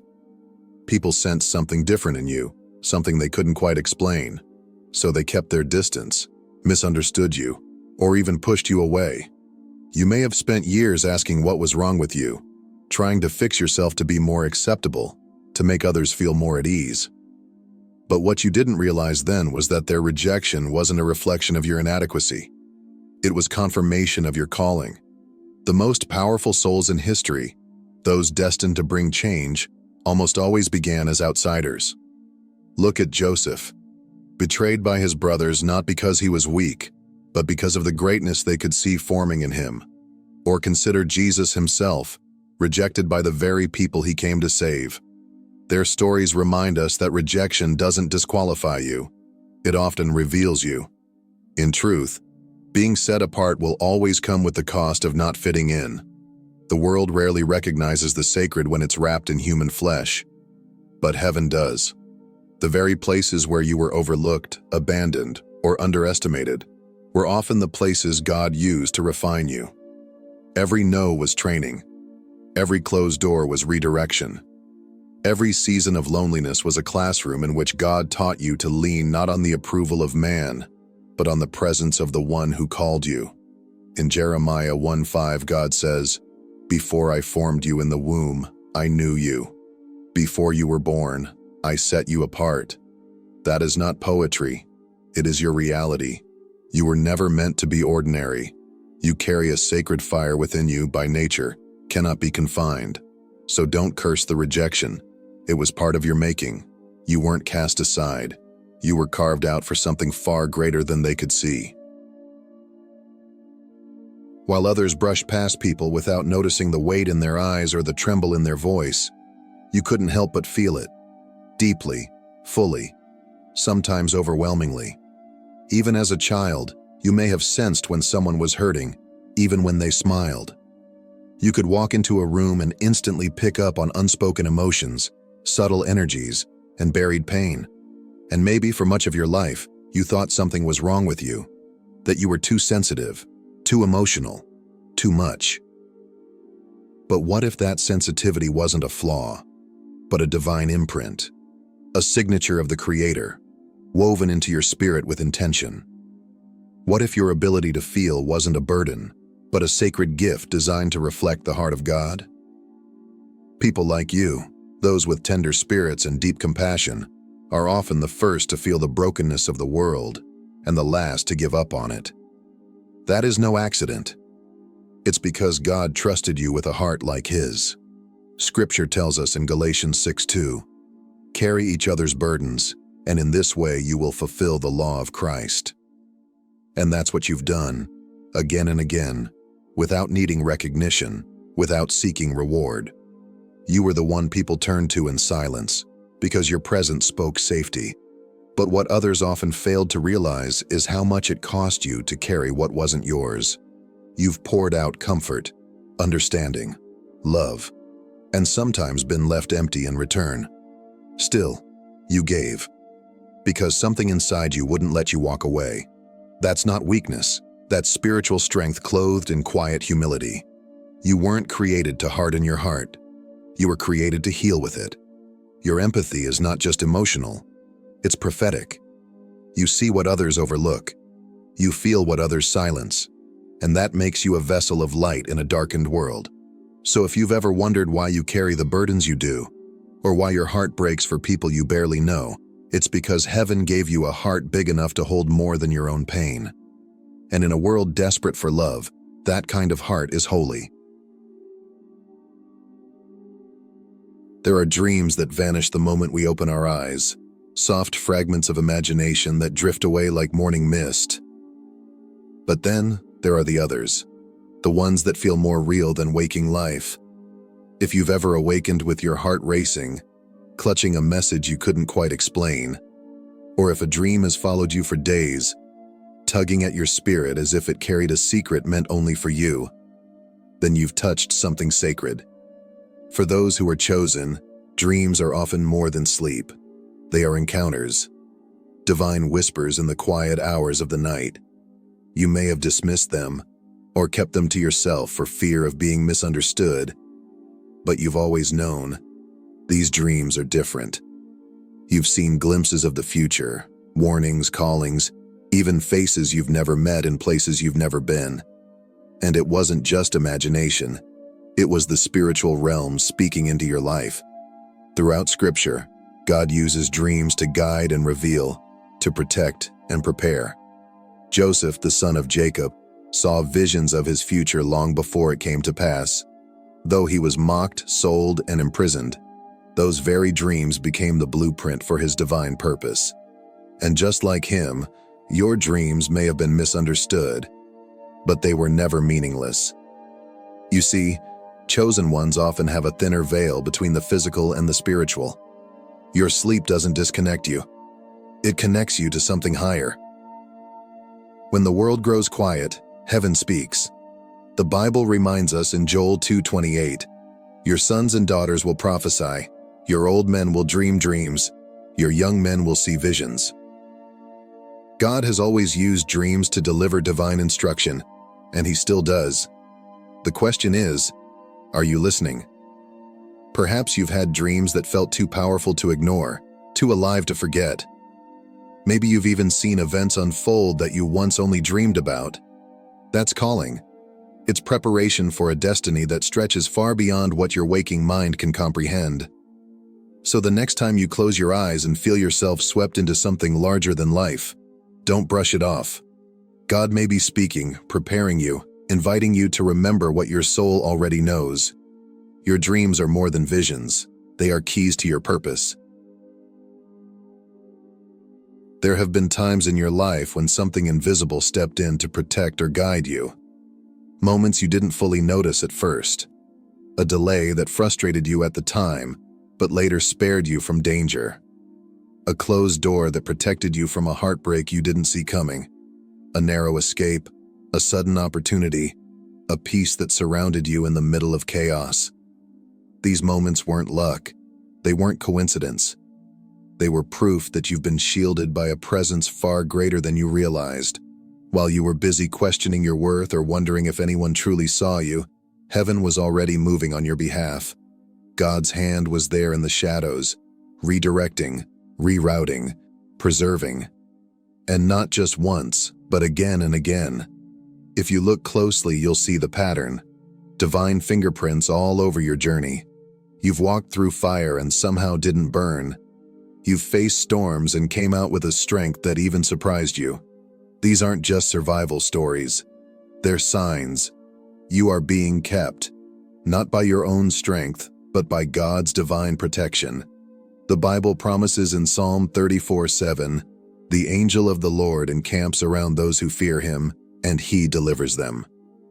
You may not have seen the angels, but you felt the rescue.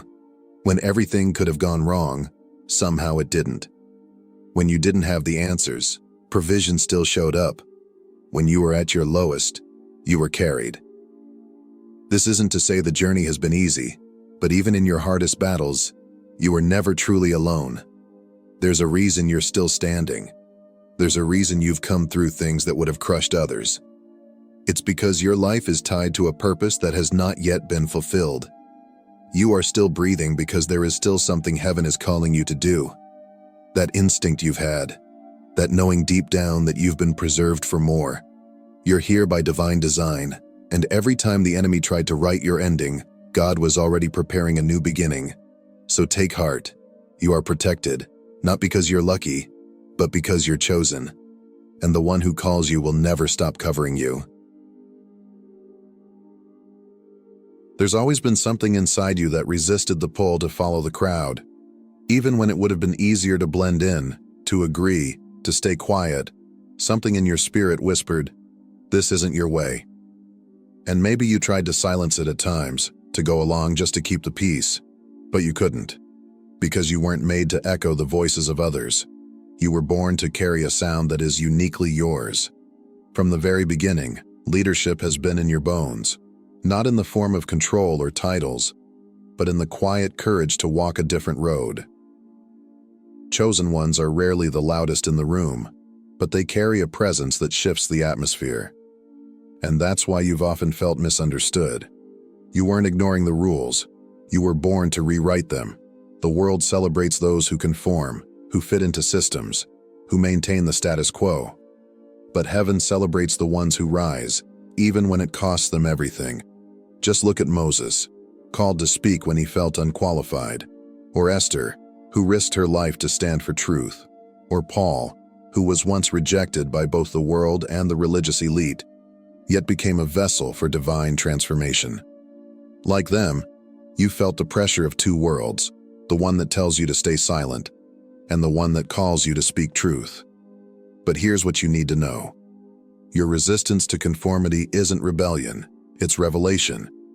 You've been given eyes to see what others overlook, a heart to feel what others numb, and a voice to carry what others are afraid to say. And that is not a burden, it is a mantle. When you were born, heaven did not assign you to follow the herd. It marked you to lead in love, to break barriers, to be a bridge for others who are still trapped in fear. Leadership, in its truest form, is service. It's vision. It's courage wrapped in compassion. And that is exactly what lives inside you. So if you've ever wondered why you feel out of step with the world around you, it's because you weren't meant to march to its rhythm. You were designed to set a new one. From the time you were young, your mind seemed wired differently.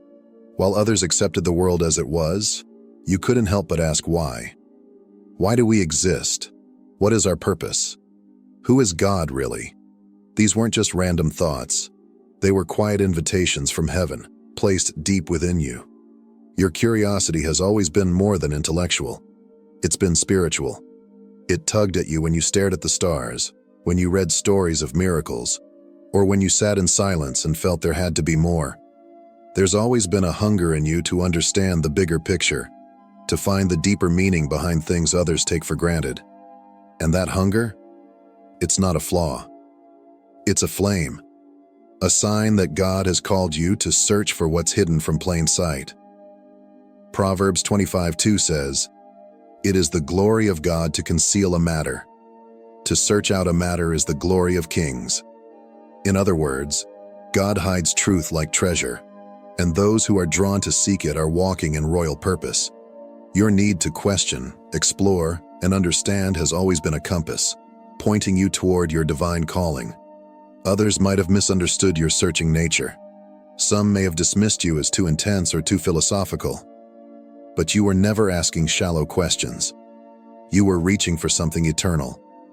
Think of Solomon, who didn't ask God for wealth or power, but for wisdom, and because of that, he was given more than he could have imagined. What if your questions are preparing you for that same kind of divine outpouring?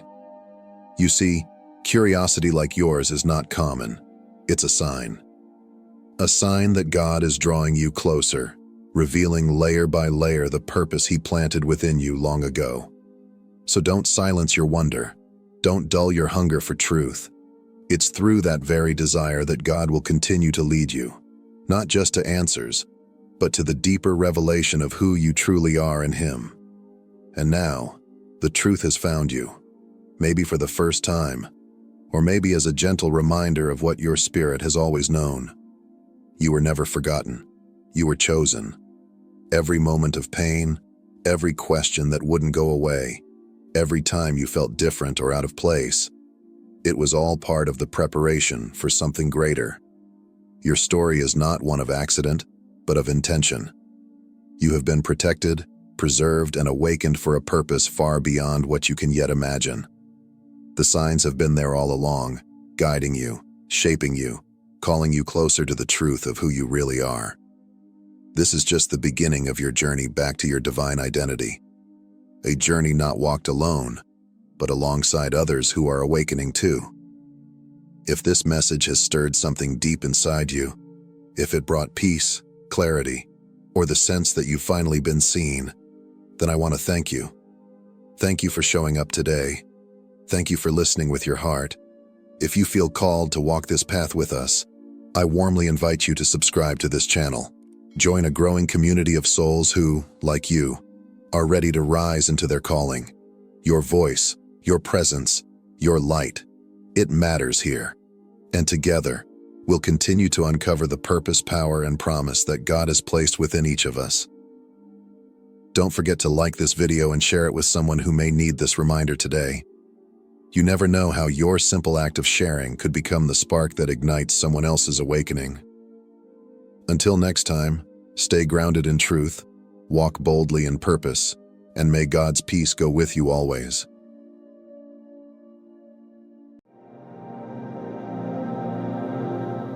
Listen closely, chosen ones. The veil between heaven and earth grows thinner by the day. Can you feel it? That subtle stirring in your soul? The atmosphere has shifted. Something divine is unfolding, not in the far-off future, but now. A movement is taking place in the unseen realms. The messengers of heaven have descended. The four angels, not symbols, not metaphors, but real, appointed servants of the Most High, have arrived, and they come bearing messages that will forever reshape your understanding of who you are and why you're here. This message is not for everyone. It is not for the comfortable, the complacent, or the curious. It is for the called, the 144,000, those who have been marked, set apart, chosen from before the foundations of the world. If these words strike something deep within you, if your heart is pounding and your spirit is trembling with recognition, then this message was always meant for you. Comment 999 below as a public declaration. I recognize the call of God on my life, because everything is about to change. Have you ever asked yourself why your path has always felt so different? Why your journey has been marked by deeper battles, heavier burdens, and a sense of loneliness that others seem untouched by? While many around you move through life with ease, fitting effortlessly into the world's patterns, you've always felt like an outsider, like a soul walking against the current. But this difference hasn't been a punishment. It's been preparation, a divine shaping, a holy refining. From the very beginning, God set you apart. You were never meant to blend in. That ache you feel deep in your spirit, that quiet, persistent longing for something more, is not a sign of discontent. It's the echo of eternity within you. It's heaven whispering to your soul. You were born for something greater. You've always sensed it, haven't you? That your life carries a weight, a calling, something sacred woven into your very being. And now, the time of waiting is over. The moment you've felt approaching for so long has finally arrived. The four angels have come, not with gentle reassurances or vague encouragements, but with divine mandates. Their messages will stir your soul, challenge your comfort, and ignite something eternal within you. These are not ordinary words. They are assignments from heaven. Once you hear them, you will not be the same. Because truth, once revealed, cannot be unseen. This is your awakening. This is your summons. You are not being asked to observe. You are being called to arise. So the question now is not, did God call me? The question is, are you ready? Ready to walk away from what's familiar?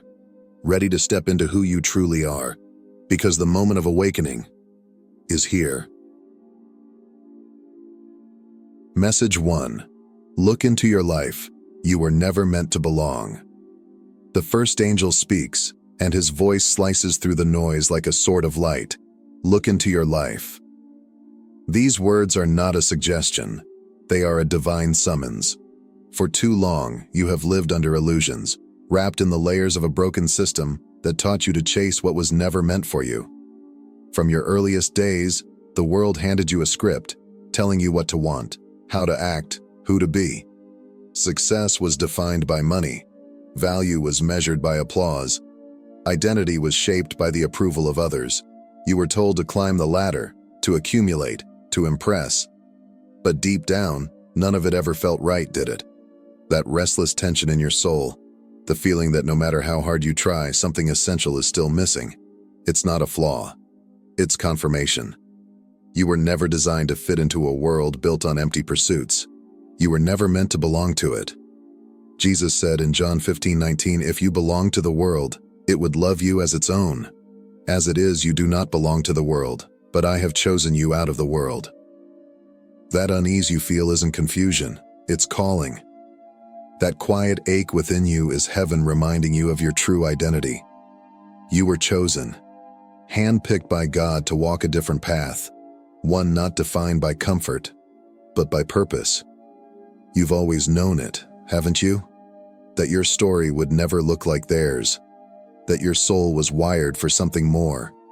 Think of Moses, raised in Pharaoh's palace, surrounded by riches, influence, and power, everything the world could offer. He had access to the finest education, the grandest halls, and the highest status, but none of it could quiet the cry in his spirit. Though he wore the garments of royalty, something within him whispered, "This is not who I am." Moses could have stayed. He could have lived out his days in luxury and ease. But when the time came, he chose to walk away from false identity and step into divine purpose. He left the palace to lead his people to freedom. He exchanged comfort for calling. And in doing so, he stepped into history. His story mirrors your own. What palaces are you still clinging to? What lies have wrapped themselves around your identity? Is it a career that pays well but drains your soul? A version of yourself you maintain just to be accepted? A title, an image, a lifestyle that looks good on the outside but feels hollow within? The world is full of these illusions. It packages emptiness as success, busyness as worth, and applause as love. But you were made for truth, and the first step toward awakening is to tear down the walls of illusion and ask the question few dare to face. Who am I really? Consider Malcolm X. Once caught in a life of crime, shaped by systems that tried to define him, he eventually encountered truth, and it awakened something within him that could not be silenced. He refused to continue living a lie. He broke free from the mold and walked boldly into purpose. His transformation impacted the world. Even Jim Carrey, a man who seemingly had it all, once said, "I wish everyone could become rich and famous so they could see it's not the answer." Because it's not. The world's promises shine like gold, but crumble like dust in your hands. They are distractions, counterfeits, shadows. And now, the angel's voice grows louder. How long will you stay asleep? How long will you chase what you already know cannot satisfy? How long will you keep trying to earn love, prove worth, or fit into spaces you were never meant to occupy? It's time to awaken, to see the world as it is, and to step into who you truly are. Let go of the illusion. Let go of the false chase for success, for fame, for fleeting approval. You were not born to conform. You were born to awaken. Message 2. Stand apart. The rejection was never random. The second angel speaks. Stand apart. Have you ever questioned why you're so often misunderstood? Why people turn away from you, grow cold, or even oppose you without reason? It's not because you've done something wrong. It's because the light within you reveals what others would rather keep hidden. Your spirit carries truth, and that truth confronts the illusions people cling to. Even in silence, your presence speaks, and that alone is enough to disturb the comfort of those still bound by darkness. Jesus himself said in John 15:18, If the world hates you, keep in mind that it hated me first. The world does not reject you because you're broken, but because you're chosen. Your rejection is not your ruin, it is your revelation. Look at Joseph. His own brothers hated him, not because he failed them, but because of the divine favor upon his life. They were disturbed by his dreams, threatened by his calling. So they threw him into a pit, hoping to destroy what they didn't understand. But that pit became the very path to his purpose. As Joseph would later declare, "What you meant for evil, God meant for good." And the same is true for you. Throughout history, this pattern repeats. Nikola Tesla, a man ahead of his time, was mocked and erased because his brilliance shook the foundations of power. Albert Einstein was labeled slow as a child, misunderstood because his genius didn't conform to the system. Oprah Winfrey was told she wasn't good enough, yet those very wounds became the soil from which her destiny bloomed. These stories confirm what your soul already knows. You were never meant to be accepted. You were meant to be set apart. So let the world reject you. Let them question, mock, or misunderstand you. Their rejection is not a verdict. It's a signpost pointing to the hand of God on your life. You are not forgotten. You are not overlooked. Heaven sees you. Message 3. Obey without delay. Time is running out. The third angel thunders. Obey without delay. This is not the hour to hesitate. The call has already been given. The mission is not somewhere out in the distance. It's already in your hands. Deep down, you know what you're called to do. You've felt it stirring in your spirit, echoing in your heart. The question is no longer what you're meant to do. It's when you will act. How many more signs do you need?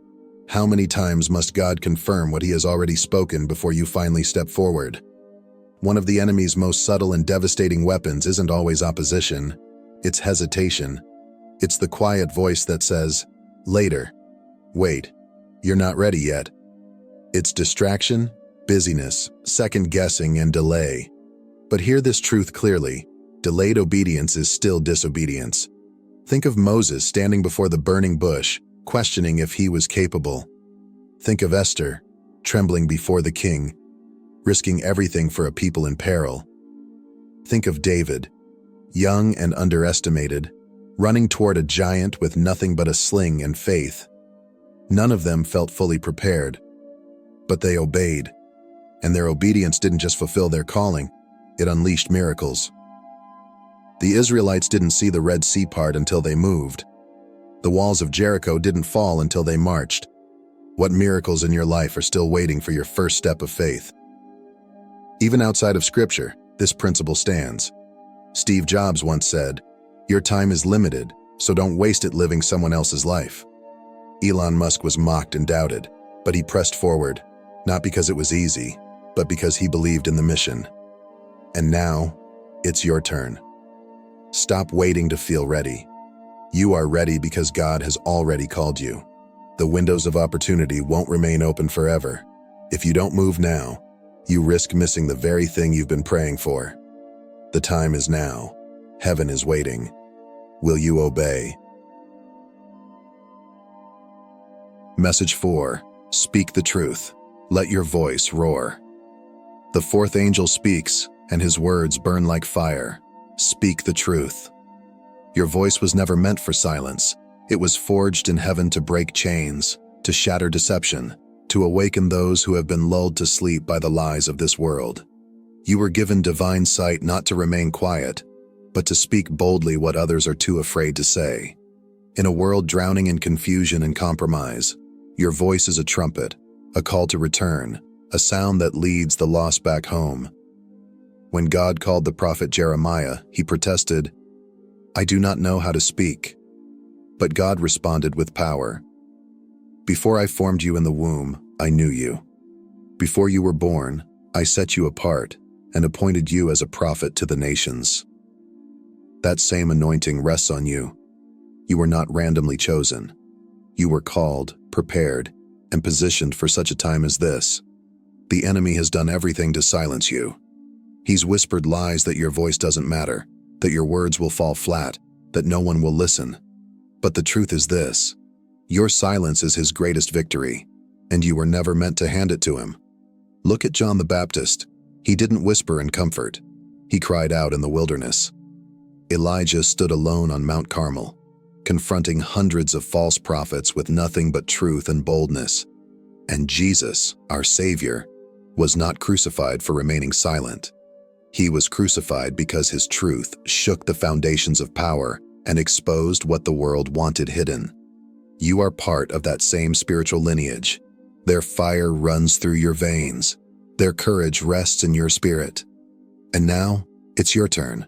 Open your mouth.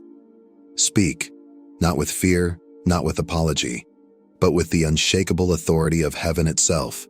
The world needs your voice, and heaven has already given you the words.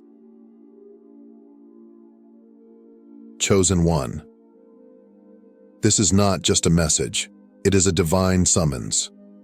The 4 angels have spoken, and their voices echo through the spirit realm, calling you out of hiding, out of hesitation, and into the fullness of your purpose. The question now is no longer if God has called you. That has already been settled. The real question is, will you respond? This is your moment. No more delay. No more shrinking back. No more playing small in a world that needs your light to shine in full strength. You were born for this. You were fashioned for such a time as this. To rise, to speak, to lead, to carry heaven's fire into the darkest places. So now, let us pray together, not out of habit, but as a bold declaration of surrender and obedience. Heavenly Father, you have called me. You have chosen me. You have placed your fire within me. I repent for every moment I allowed fear to silence me, for every time I waited when I should have moved. Today, I say yes. I will not delay. I will not hesitate. I will not shrink back. Anoint my voice, O Lord. Let it roar with the power of your Spirit. Let every chain be broken through the truth I declare. I am not here to please the world. I am here to fulfill your will. Strengthen me, lead me, use me. Let your boldness rise in me, and let your words flow through me. Set me apart, and send me where you need me most. For yours is the kingdom, the power, and the glory. In Jesus' mighty name I pray, Amen. You are not just being invited into a mission. You are being commissioned. Step forward. Heaven is already moving. Now it's your turn. You are part of something bigger than yourself. You are one of the 144,000, not merely a number, but a movement, a remnant, a force of light in a world of darkness, a generation rising up to fulfill prophecy and bring about God's divine plan on earth. Let this message take root in your soul. Let it stir you to action. And if this word has resonated deeply within you, consider supporting this mission through a super thanks or by simply liking, commenting, subscribing, and sharing. Your support in any form helps spread this fire. Share your thoughts in the comments. How is God calling you? What has this message awakened in you? Let your voice be heard. It may be the very thing someone else needs to step into their destiny. Thank you for being part of this divine community. May God bless you. May his angels go before you, and may you walk boldly in the purpose for which you were created.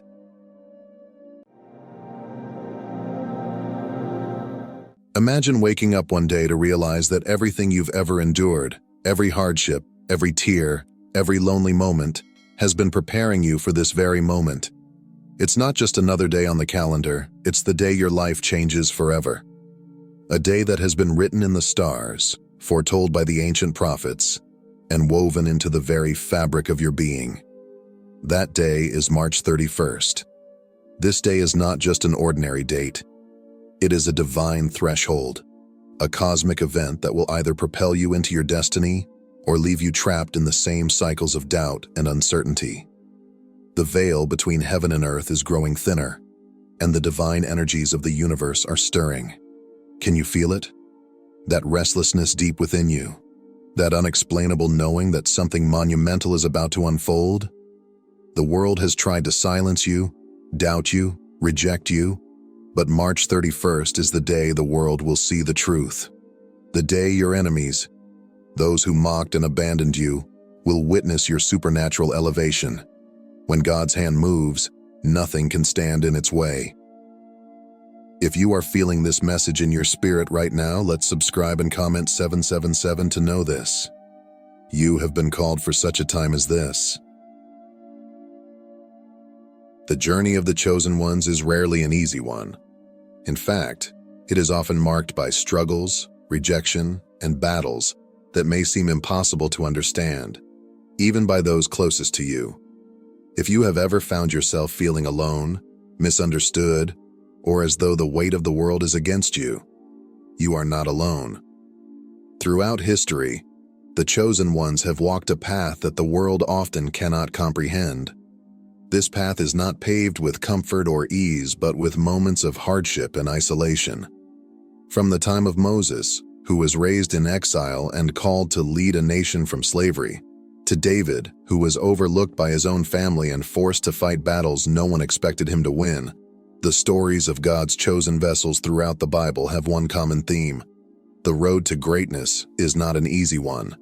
But within this journey of struggle lies divine purpose. The chosen ones have been called not in spite of their struggles, but because of them. Each trial, each setback, and each moment of rejection has been part of a greater divine plan. The pain, isolation, and loss that you may have experienced were never meant to break you. They were the very things that were shaping you, preparing you for the divine appointments that are about to unfold in your life.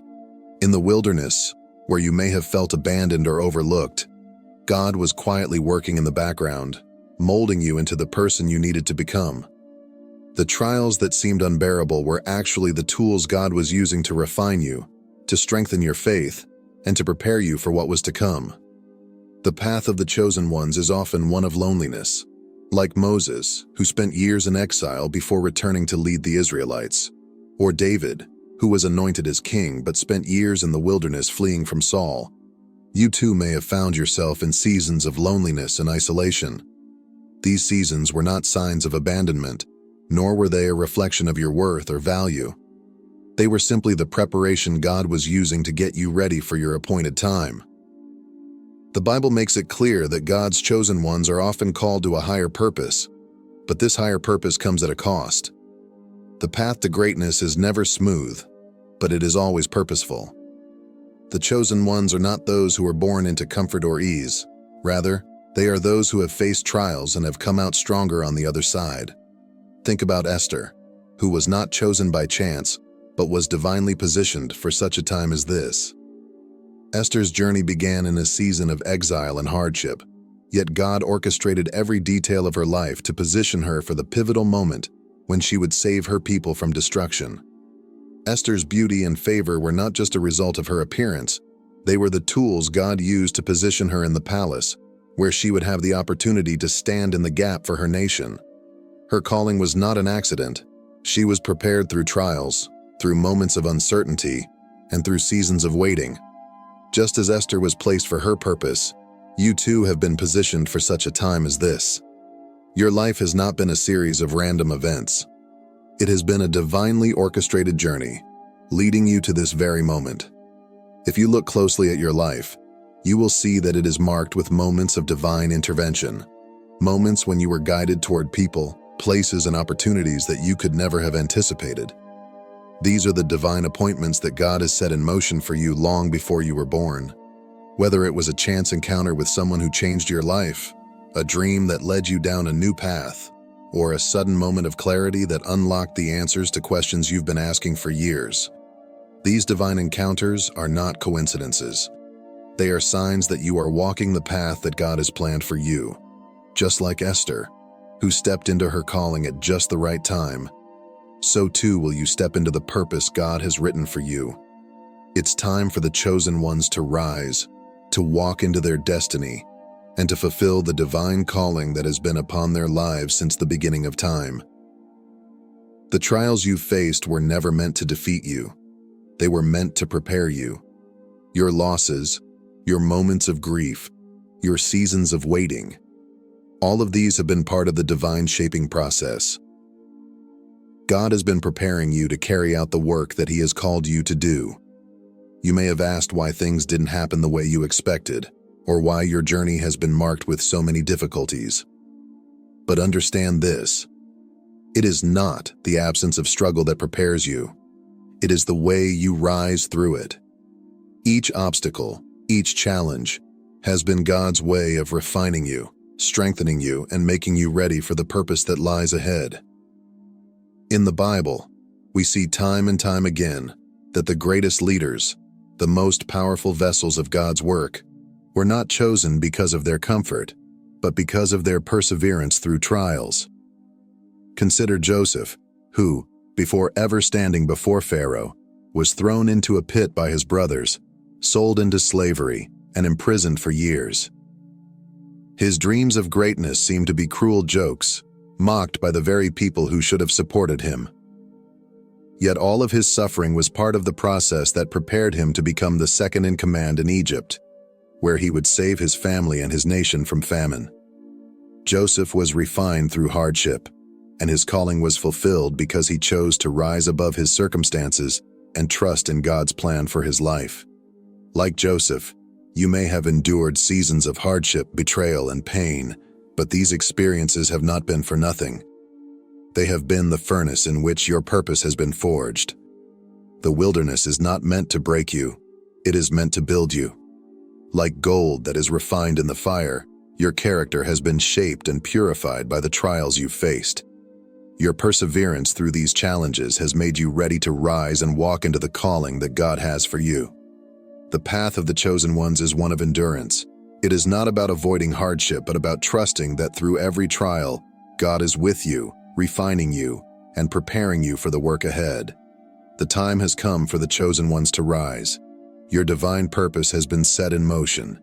The experiences you have lived, the pain you have endured, and the moments of doubt you have faced have all led you to this moment in time. It is time to step into the divine calling that has always been yours. You are not meant to fit in with the ordinary. You are called to stand out, to be a light in the darkness, to bring solutions to the world's greatest problems, and to lead others to the truth of God's love and power. So, if you have felt abandoned, isolated, or rejected, remember this: your trials are not the end of your story. They are the preparation for your greatest breakthrough. Your calling is not on hold. It is being prepared. And it is time for you to rise and step into your divine purpose. The path of the chosen ones is one of struggle, yes, but it is also one of glory, of purpose, and of ultimate victory. It is time to walk boldly into the destiny that has been written for you from the very beginning. As the date of March 31st draws near, something extraordinary is beginning to unfold, one that will reverberate throughout the lives of those who are spiritually awake. For many, March 31st will seem like just another day on the calendar, another fleeting moment in the endless march of time. Yet for the chosen ones, those whose hearts have been attuned to the whispers of heaven, March 31st marks something far more significant. It is not just a simple day, it is a divine moment, a cosmic alignment that will change the course of their lives forever. On this day, heaven and earth will converge in a way that has been divinely orchestrated long before the beginning of time. It is a day when the spiritual realms will be in perfect alignment with the physical world, creating a moment of profound opportunity for those who are ready to embrace it. Those who have walked through seasons of struggle, confusion, and isolation will find that the doors that have remained locked for years will suddenly swing wide open. Promises that have laid dormant, forgotten in the depths of your soul, will come alive with unprecedented clarity and purpose. What once seemed like an impossible dream will transform into a tangible reality, and long-awaited blessings will begin to pour into your life. Divine connections, those relationships and appointments that were preordained before you were born, will manifest at exactly the right time. It will feel as though the universe itself has aligned to bring you the opportunities and breakthroughs you need to step into the calling you were always destined to fulfill. However, despite the incredible blessings and revelations that are set to unfold on March 31st, There is one crucial factor that will determine whether or not you are able to fully experience this divine moment. That factor is preparation. The key to unlocking the full potential of this divine appointment lies in how ready you are to receive it. For many, the arrival of March 31st will be a moment of spiritual separation, a defining line between those who are spiritually awake and those who remain trapped in darkness, oblivious to the sacred opportunity right in front of them. Will you be among those who recognize the significance of this day and step boldly into your divine destiny? Or will you remain spiritually asleep, missing the extraordinary moment that God has set before you? The choice is yours. This day will act as a test, a challenge to the readiness of your heart and spirit. It will be a line drawn in the sand that will separate the prepared from the unprepared. For those who have been spiritually diligent, those who have cultivated a heart of obedience and discernment, March 31st will bring a supernatural acceleration in their lives. You will experience breakthroughs, revelations, and an awakening that will propel you into the next phase of your divine journey.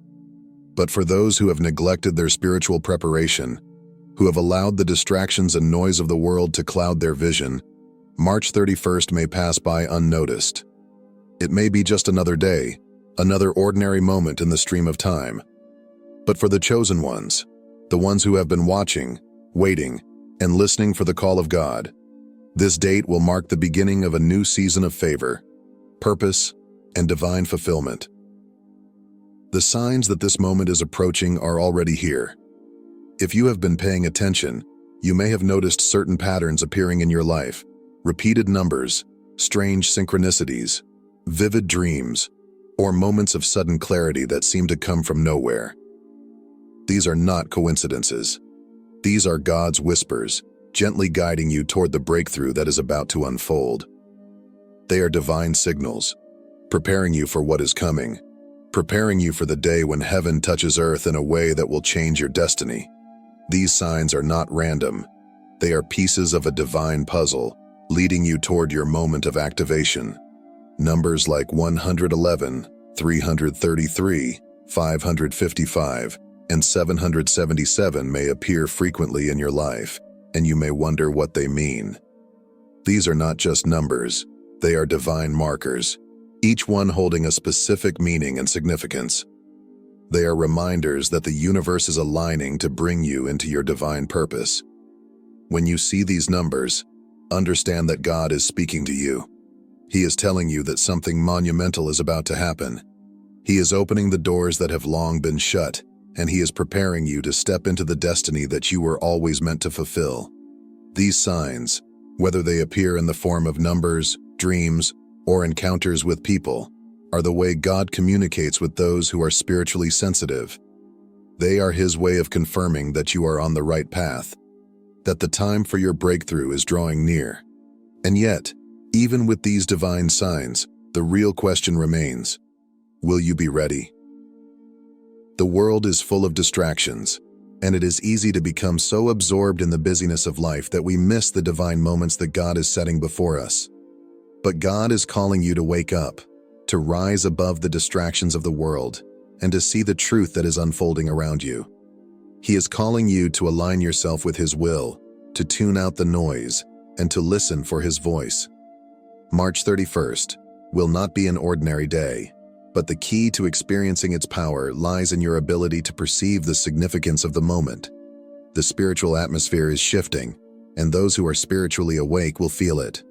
You may have already begun to notice that your energy is changing.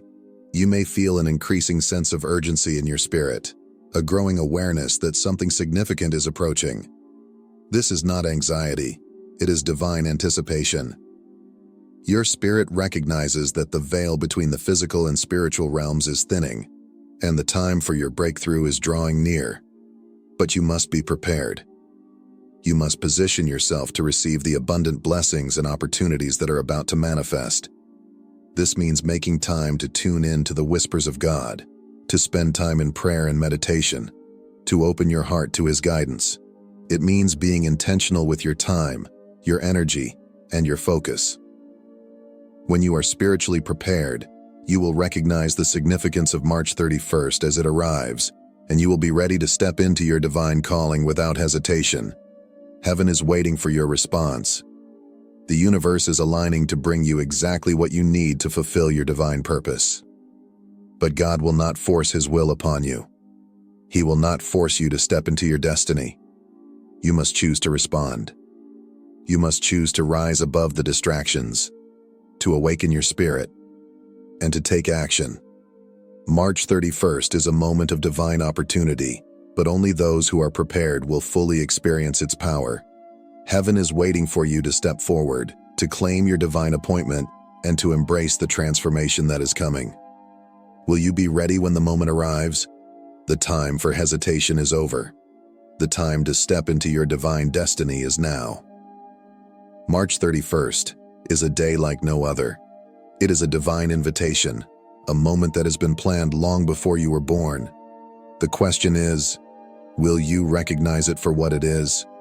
Will you open your heart to the divine timing that is unfolding? Will you step boldly into your calling and take hold of the breakthrough that God has prepared for you? The signs are here, the opportunity is before you, and the time to act is now. Heaven is waiting for you to take that step. It is time to embrace your calling and walk boldly into the purpose that God has designed for you from the foundation of the world. As you stand on the threshold of this new season, remember, the enemy will try to distract you, to make you doubt, to make you feel unworthy. But you were chosen before time began, and March 31st is the moment when you will rise, unshaken, into the fullness of your destiny. This is your divine awakening, your moment of transformation. The time to act is now. Step forward, for the kingdom of heaven is waiting for you. In a world full of noise, distractions, and shallow interactions, a few rare individuals have forged a different path. These are the chosen ones, the ones who walk the road less traveled, the ones who have embraced solitude, not as a curse, but as their battlefield. While others remain lost in the chaos of their lives, the chosen ones rise, unshaken by the challenges that break most people. They carve new paths in the unknown, evolving into beings of power, clarity, and depth. But how do they do it? How do they survive the hardships that others can't even imagine enduring? It is in solitude where the chosen ones find their true strength. This isolation doesn't break them, it shapes them. It forces them to confront their deepest fears, to sharpen their minds, and to develop powers that separate them from the majority. And those powers are what make them unstoppable. If you've ever felt different, if you've ever been drawn away from the crowd, you know the silence, the feeling of being out of place, and yet, you also know that it is this very solitude that holds the key to your transformation. In this article, we will uncover the 5 supernatural powers that the chosen ones develop in solitude. Powers that make them rise above the 80% of people who remain stuck in the noise and distractions of life. These powers will not only make you unstoppable, they will also change the way you see the world and the way the world sees you. Now I invite you to hit that subscribe button and comment 777 below to join me on this journey of faith, healing, and transformation. Let's walk together. Power 1. The ironclad mind, unshaken in the face of pressure. In a world where chaos reigns and pressure mounts, the chosen ones remain unshaken, like mountains standing tall against the fiercest storms. When everything around them crumbles, they don't break. They don't panic. Instead, they thrive. While the world is designed to break the average person, through distractions, expectations, and emotional turmoil, the chosen stand firm, undeterred by the relentless forces around them. Their minds are unmovable, their will unbreakable. This unshakable mindset is not born of mere luck. It's forged in the fires of adversity. The chosen ones have faced hardships most would never imagine: betrayal, loneliness, abandonment, and despair. These trials have not been their undoing, but their shaping force. Like steel in a forge, the heat of their struggles has hardened them, giving them the strength to withstand whatever life throws their way. Each challenge they've faced has added layers to their resolve, solidifying their inner strength and resilience.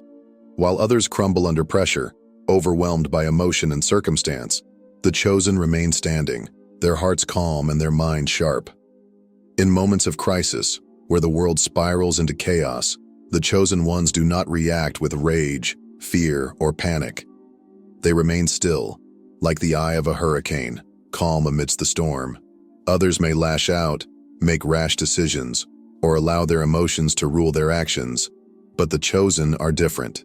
They step back and observe.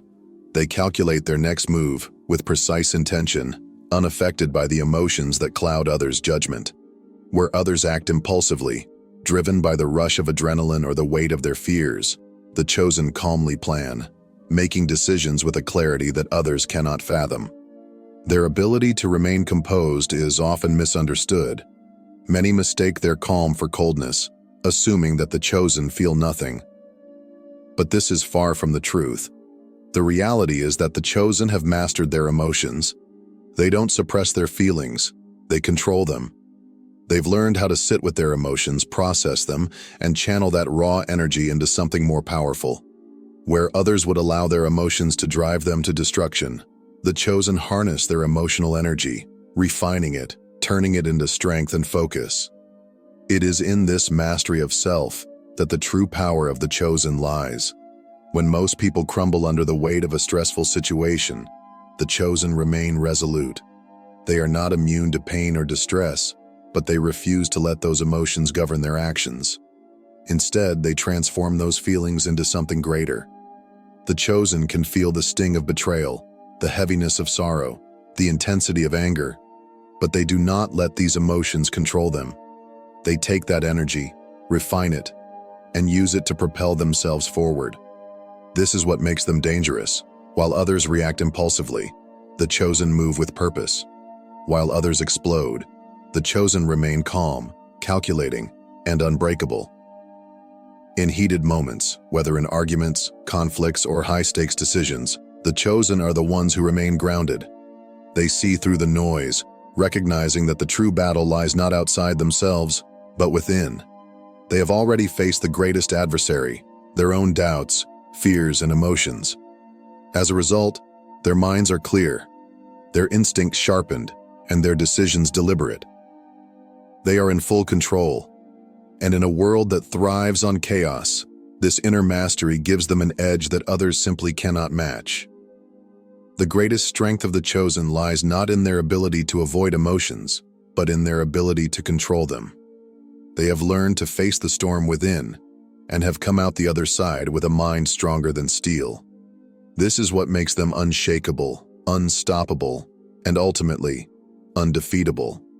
While the rest of the world falters under the weight of their own emotional turmoil, the chosen walk calmly, resolutely, and purposefully, moving toward greatness with unwavering certainty. Power 2. The soul's X-ray, seeing through the masks of others. The chosen ones possess a rare gift, the ability to see through the masks that most people wear. In a world where nearly everyone hides behind a facade, pretending to be confident, happy, or at peace, the chosen see the truth that lies beneath the surface. They can hear the words people speak, but more importantly, they feel the weight of their silence. The chosen can look into someone's eyes and perceive the unspoken fears, insecurities, and desires that lurk beneath the surface. To them, the world is full of masks, but they possess the power to remove them, revealing the raw, unfiltered truth that others try desperately to hide. This ability is not something that is given lightly. It is earned through solitude. While the rest of the world fills their days with distractions and noise, the chosen sit in silence, learning to observe. They become masters of reading subtle cues, the slight hesitation in someone's voice, the tension in their posture, the flicker of doubt in their eyes. These small signals that most people miss become glaring indicators to the chosen. It's as though they possess X-ray vision, enabling them to peer past the carefully constructed facades that others present to the world and see the hidden truths beneath. What makes this ability so unsettling is that it strips people of their illusions. When the chosen look at someone, it's as if that person is laid bare, exposed for all their hidden motives, contradictions, and lies. People are uncomfortable when they realize they cannot hide their true selves from the chosen. They may smile, but the chosen can sense the resentment lurking behind that smile. They may speak confidently, but the chosen can detect the underlying insecurity. It is this ability to see through the veil of pretense that makes the chosen one so powerful and so feared. However, the chosen do not use their gift to manipulate or take advantage of others. They don't use their insights to control. They use them to understand. This power isn't about gaining an upper hand over others. It is about protecting themselves from deception and forming deep, authentic connections with the few who dare to be real. While most people live in a world of illusions, the chosen walk through life with eyes wide open, fully aware of the truths others are too afraid to acknowledge. They understand that to truly connect with others, you must first see them as they truly are, not as they present themselves.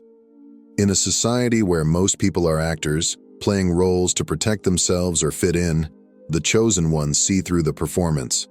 They recognize the difference between appearance and reality, and this understanding sets them apart. They don't get fooled by charming words or polished images. Instead, they see the raw, unfiltered reality of the human experience. It is this ability to see the truth that makes them dangerous to those who rely on deception to navigate the world. The chosen are rare. Few people possess this level of clarity and understanding. But those who do are unstoppable, for they cannot be manipulated or controlled by the lies that bind most others. The power of the chosen is not just in their ability to see others clearly, it's in their capacity to navigate the world with authenticity. They recognize the masks people wear, but they are not fooled by them. Instead, they meet people where they are, seeing the truth behind the mask and connecting with others on a deeper level than most will ever experience. This is the power of the chosen, the ability to see beyond the surface, beyond the illusions, and to understand the real, raw truth that lies beneath. Power 3. The razor mind phenomenon, clarity and focus in the midst of chaos. In a world overwhelmed by noise, distractions, and constant chaos, the chosen ones have mastered the art of razor-sharp focus. While others are drowned in a sea of uncertainty, confusion, and hesitation, the chosen stand clear and resolute, their minds sharp as blades. They can cut through the noise, seeing the world with a clarity that most can only dream of. While the masses are pulled in 100 directions, the chosen remain focused, determined, and absolutely certain of their purpose. This remarkable ability to maintain hyper-focus does not come naturally. It is a skill honed over countless hours of solitude, introspection, and self-discipline. In a world where most people waste their time mindlessly scrolling through social media, engaging in shallow conversations, or filling their minds with trivial distractions, the chosen use their time differently. They embrace silence, allowing themselves to tune out the chaos around them.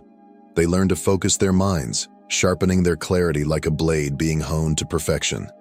Where others are lost in the noise, the chosen see through it, pinpointing what truly matters and focusing all their energy on it. This laser-like focus is not a product of chance. It is the result of rigorous mental training. Through isolation, the chosen have learned to shut out the doubts, fears, and distractions that cloud the minds of others. They have spent countless hours reflecting on their goals, their motivations, and the path they must take. In doing so, they have developed the ability to cut through the mental fog that paralyzes others and see clearly what is important. This heightened clarity allows them to make decisions swiftly and with confidence, something most people cannot do in the face of confusion and pressure. While the world around them may be in chaos, the chosen remain calm and composed. They don't second-guess themselves. When others hesitate, caught in the swirl of uncertainty and indecision, the chosen move forward with purpose, making choices that others are too afraid to make. Their mind is no longer clouded by doubt or fear. They have trained themselves to trust their judgment completely. This ability to see clearly, to make decisions without hesitation, is what sets them apart from the rest of the world. And it is this clarity that makes them unstoppable. In a world where most people freeze when faced with pressure, the chosen step into the storm with unshakable certainty. They make decisions that seem reckless to others, but to them, it is the natural result of their unwavering focus and crystal-clear understanding of the situation. Where others get lost in the noise, the chosen move with precision, always one step ahead, always certain of their direction. This absolute clarity of thought is not just a gift. It is the culmination of their inner work, their dedication to mastering their mind and their purpose. And this power, this ability to cut through the chaos, is what makes the chosen ones truly unstoppable. Power 4. The echo of pain. Understanding the unspoken struggles of others. The chosen ones possess a rare and powerful gift, the ability to feel the unspoken pain of others. It's as if they can hear the silent cries of those around them, even when no words are spoken. While others may smile, speak politely, or hide behind masks of composure, the chosen see beyond these facades. They sense the sorrow behind a forced laugh, the insecurity hidden beneath a facade of confidence, and the desperation veiled by an outward display of control. It is not just that they see people. They feel them on a much deeper level. They can intuitively grasp the struggles that others are too afraid to show, understanding the emotional battles that remain buried beneath the surface. This ability is not something that comes easily. It is a gift forged through the chosen one's own encounters with pain. They have faced their own battles, walked through the darkest of valleys, and endured the harshest of trials. Loneliness, betrayal, heartbreak, and despair have been their companions. But instead of allowing these experiences to break them, the chosen have emerged stronger. Through their own suffering, they have developed an uncanny sensitivity to the pain of others. Just as they recognize the burn of their own scars, they can see and feel the hidden wounds in the eyes of others, even when those people are too afraid to acknowledge them. Most people, when confronted with pain, seek ways to avoid or bury it. They distract themselves with meaningless activities, deny their suffering, or build walls to keep others from seeing their vulnerabilities. But the chosen ones do not run from their pain. They face it head-on, allowing themselves to process their darkness and learn from it.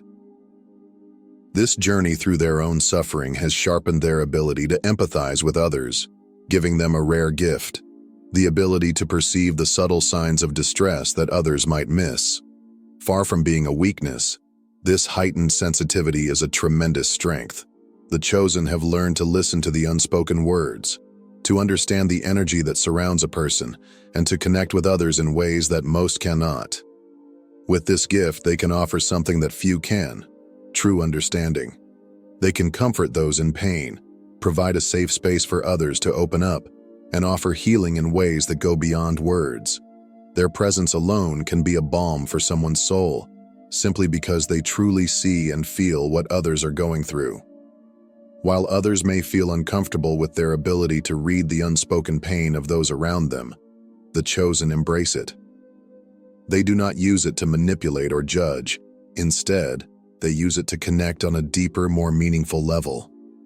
They understand that every person carries a burden, and they have the wisdom to offer compassion without expectation. This is what makes the chosen truly powerful: their ability to step into another's shoes, to understand their unspoken struggles, and to offer comfort and healing in a world that often overlooks the silent battles people face. Power 5. The Time Alchemist. Turning solitude into mastery. Time is an unrelenting force. It moves forward without pause, indifferent to the struggles and distractions of those caught in its current.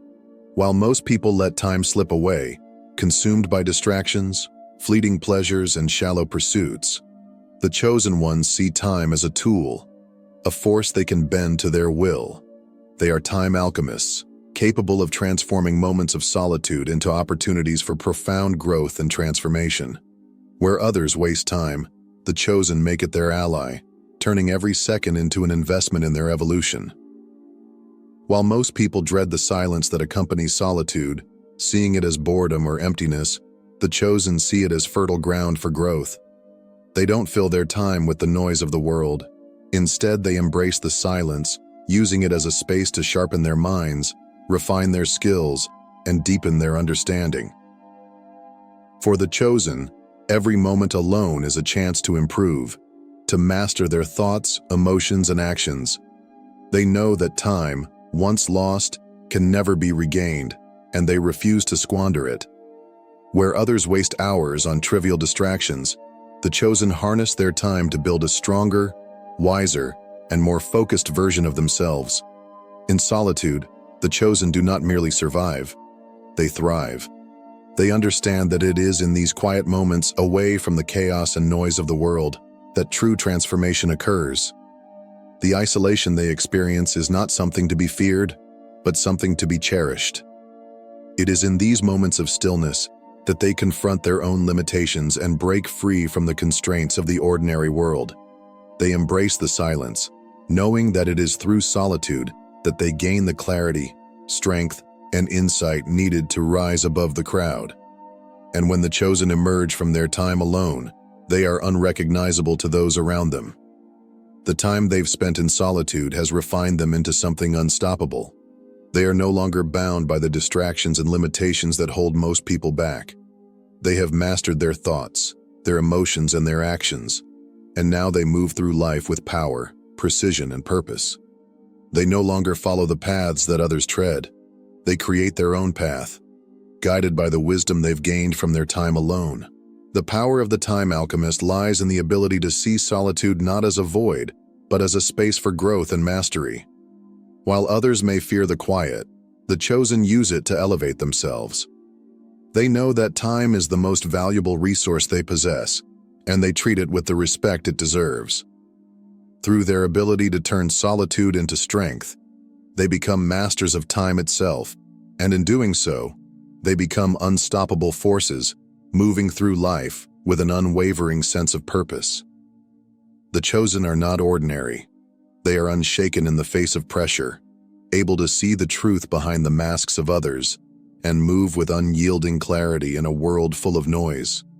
They feel the pain of others deeply and turn their solitude into a source of unstoppable strength. They are the masters of their time, and nothing can stand in their way.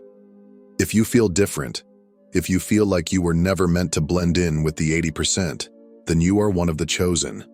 Now, it's time to unlock your true potential and use your solitude to transform yourself into the unstoppable force you were always meant to be.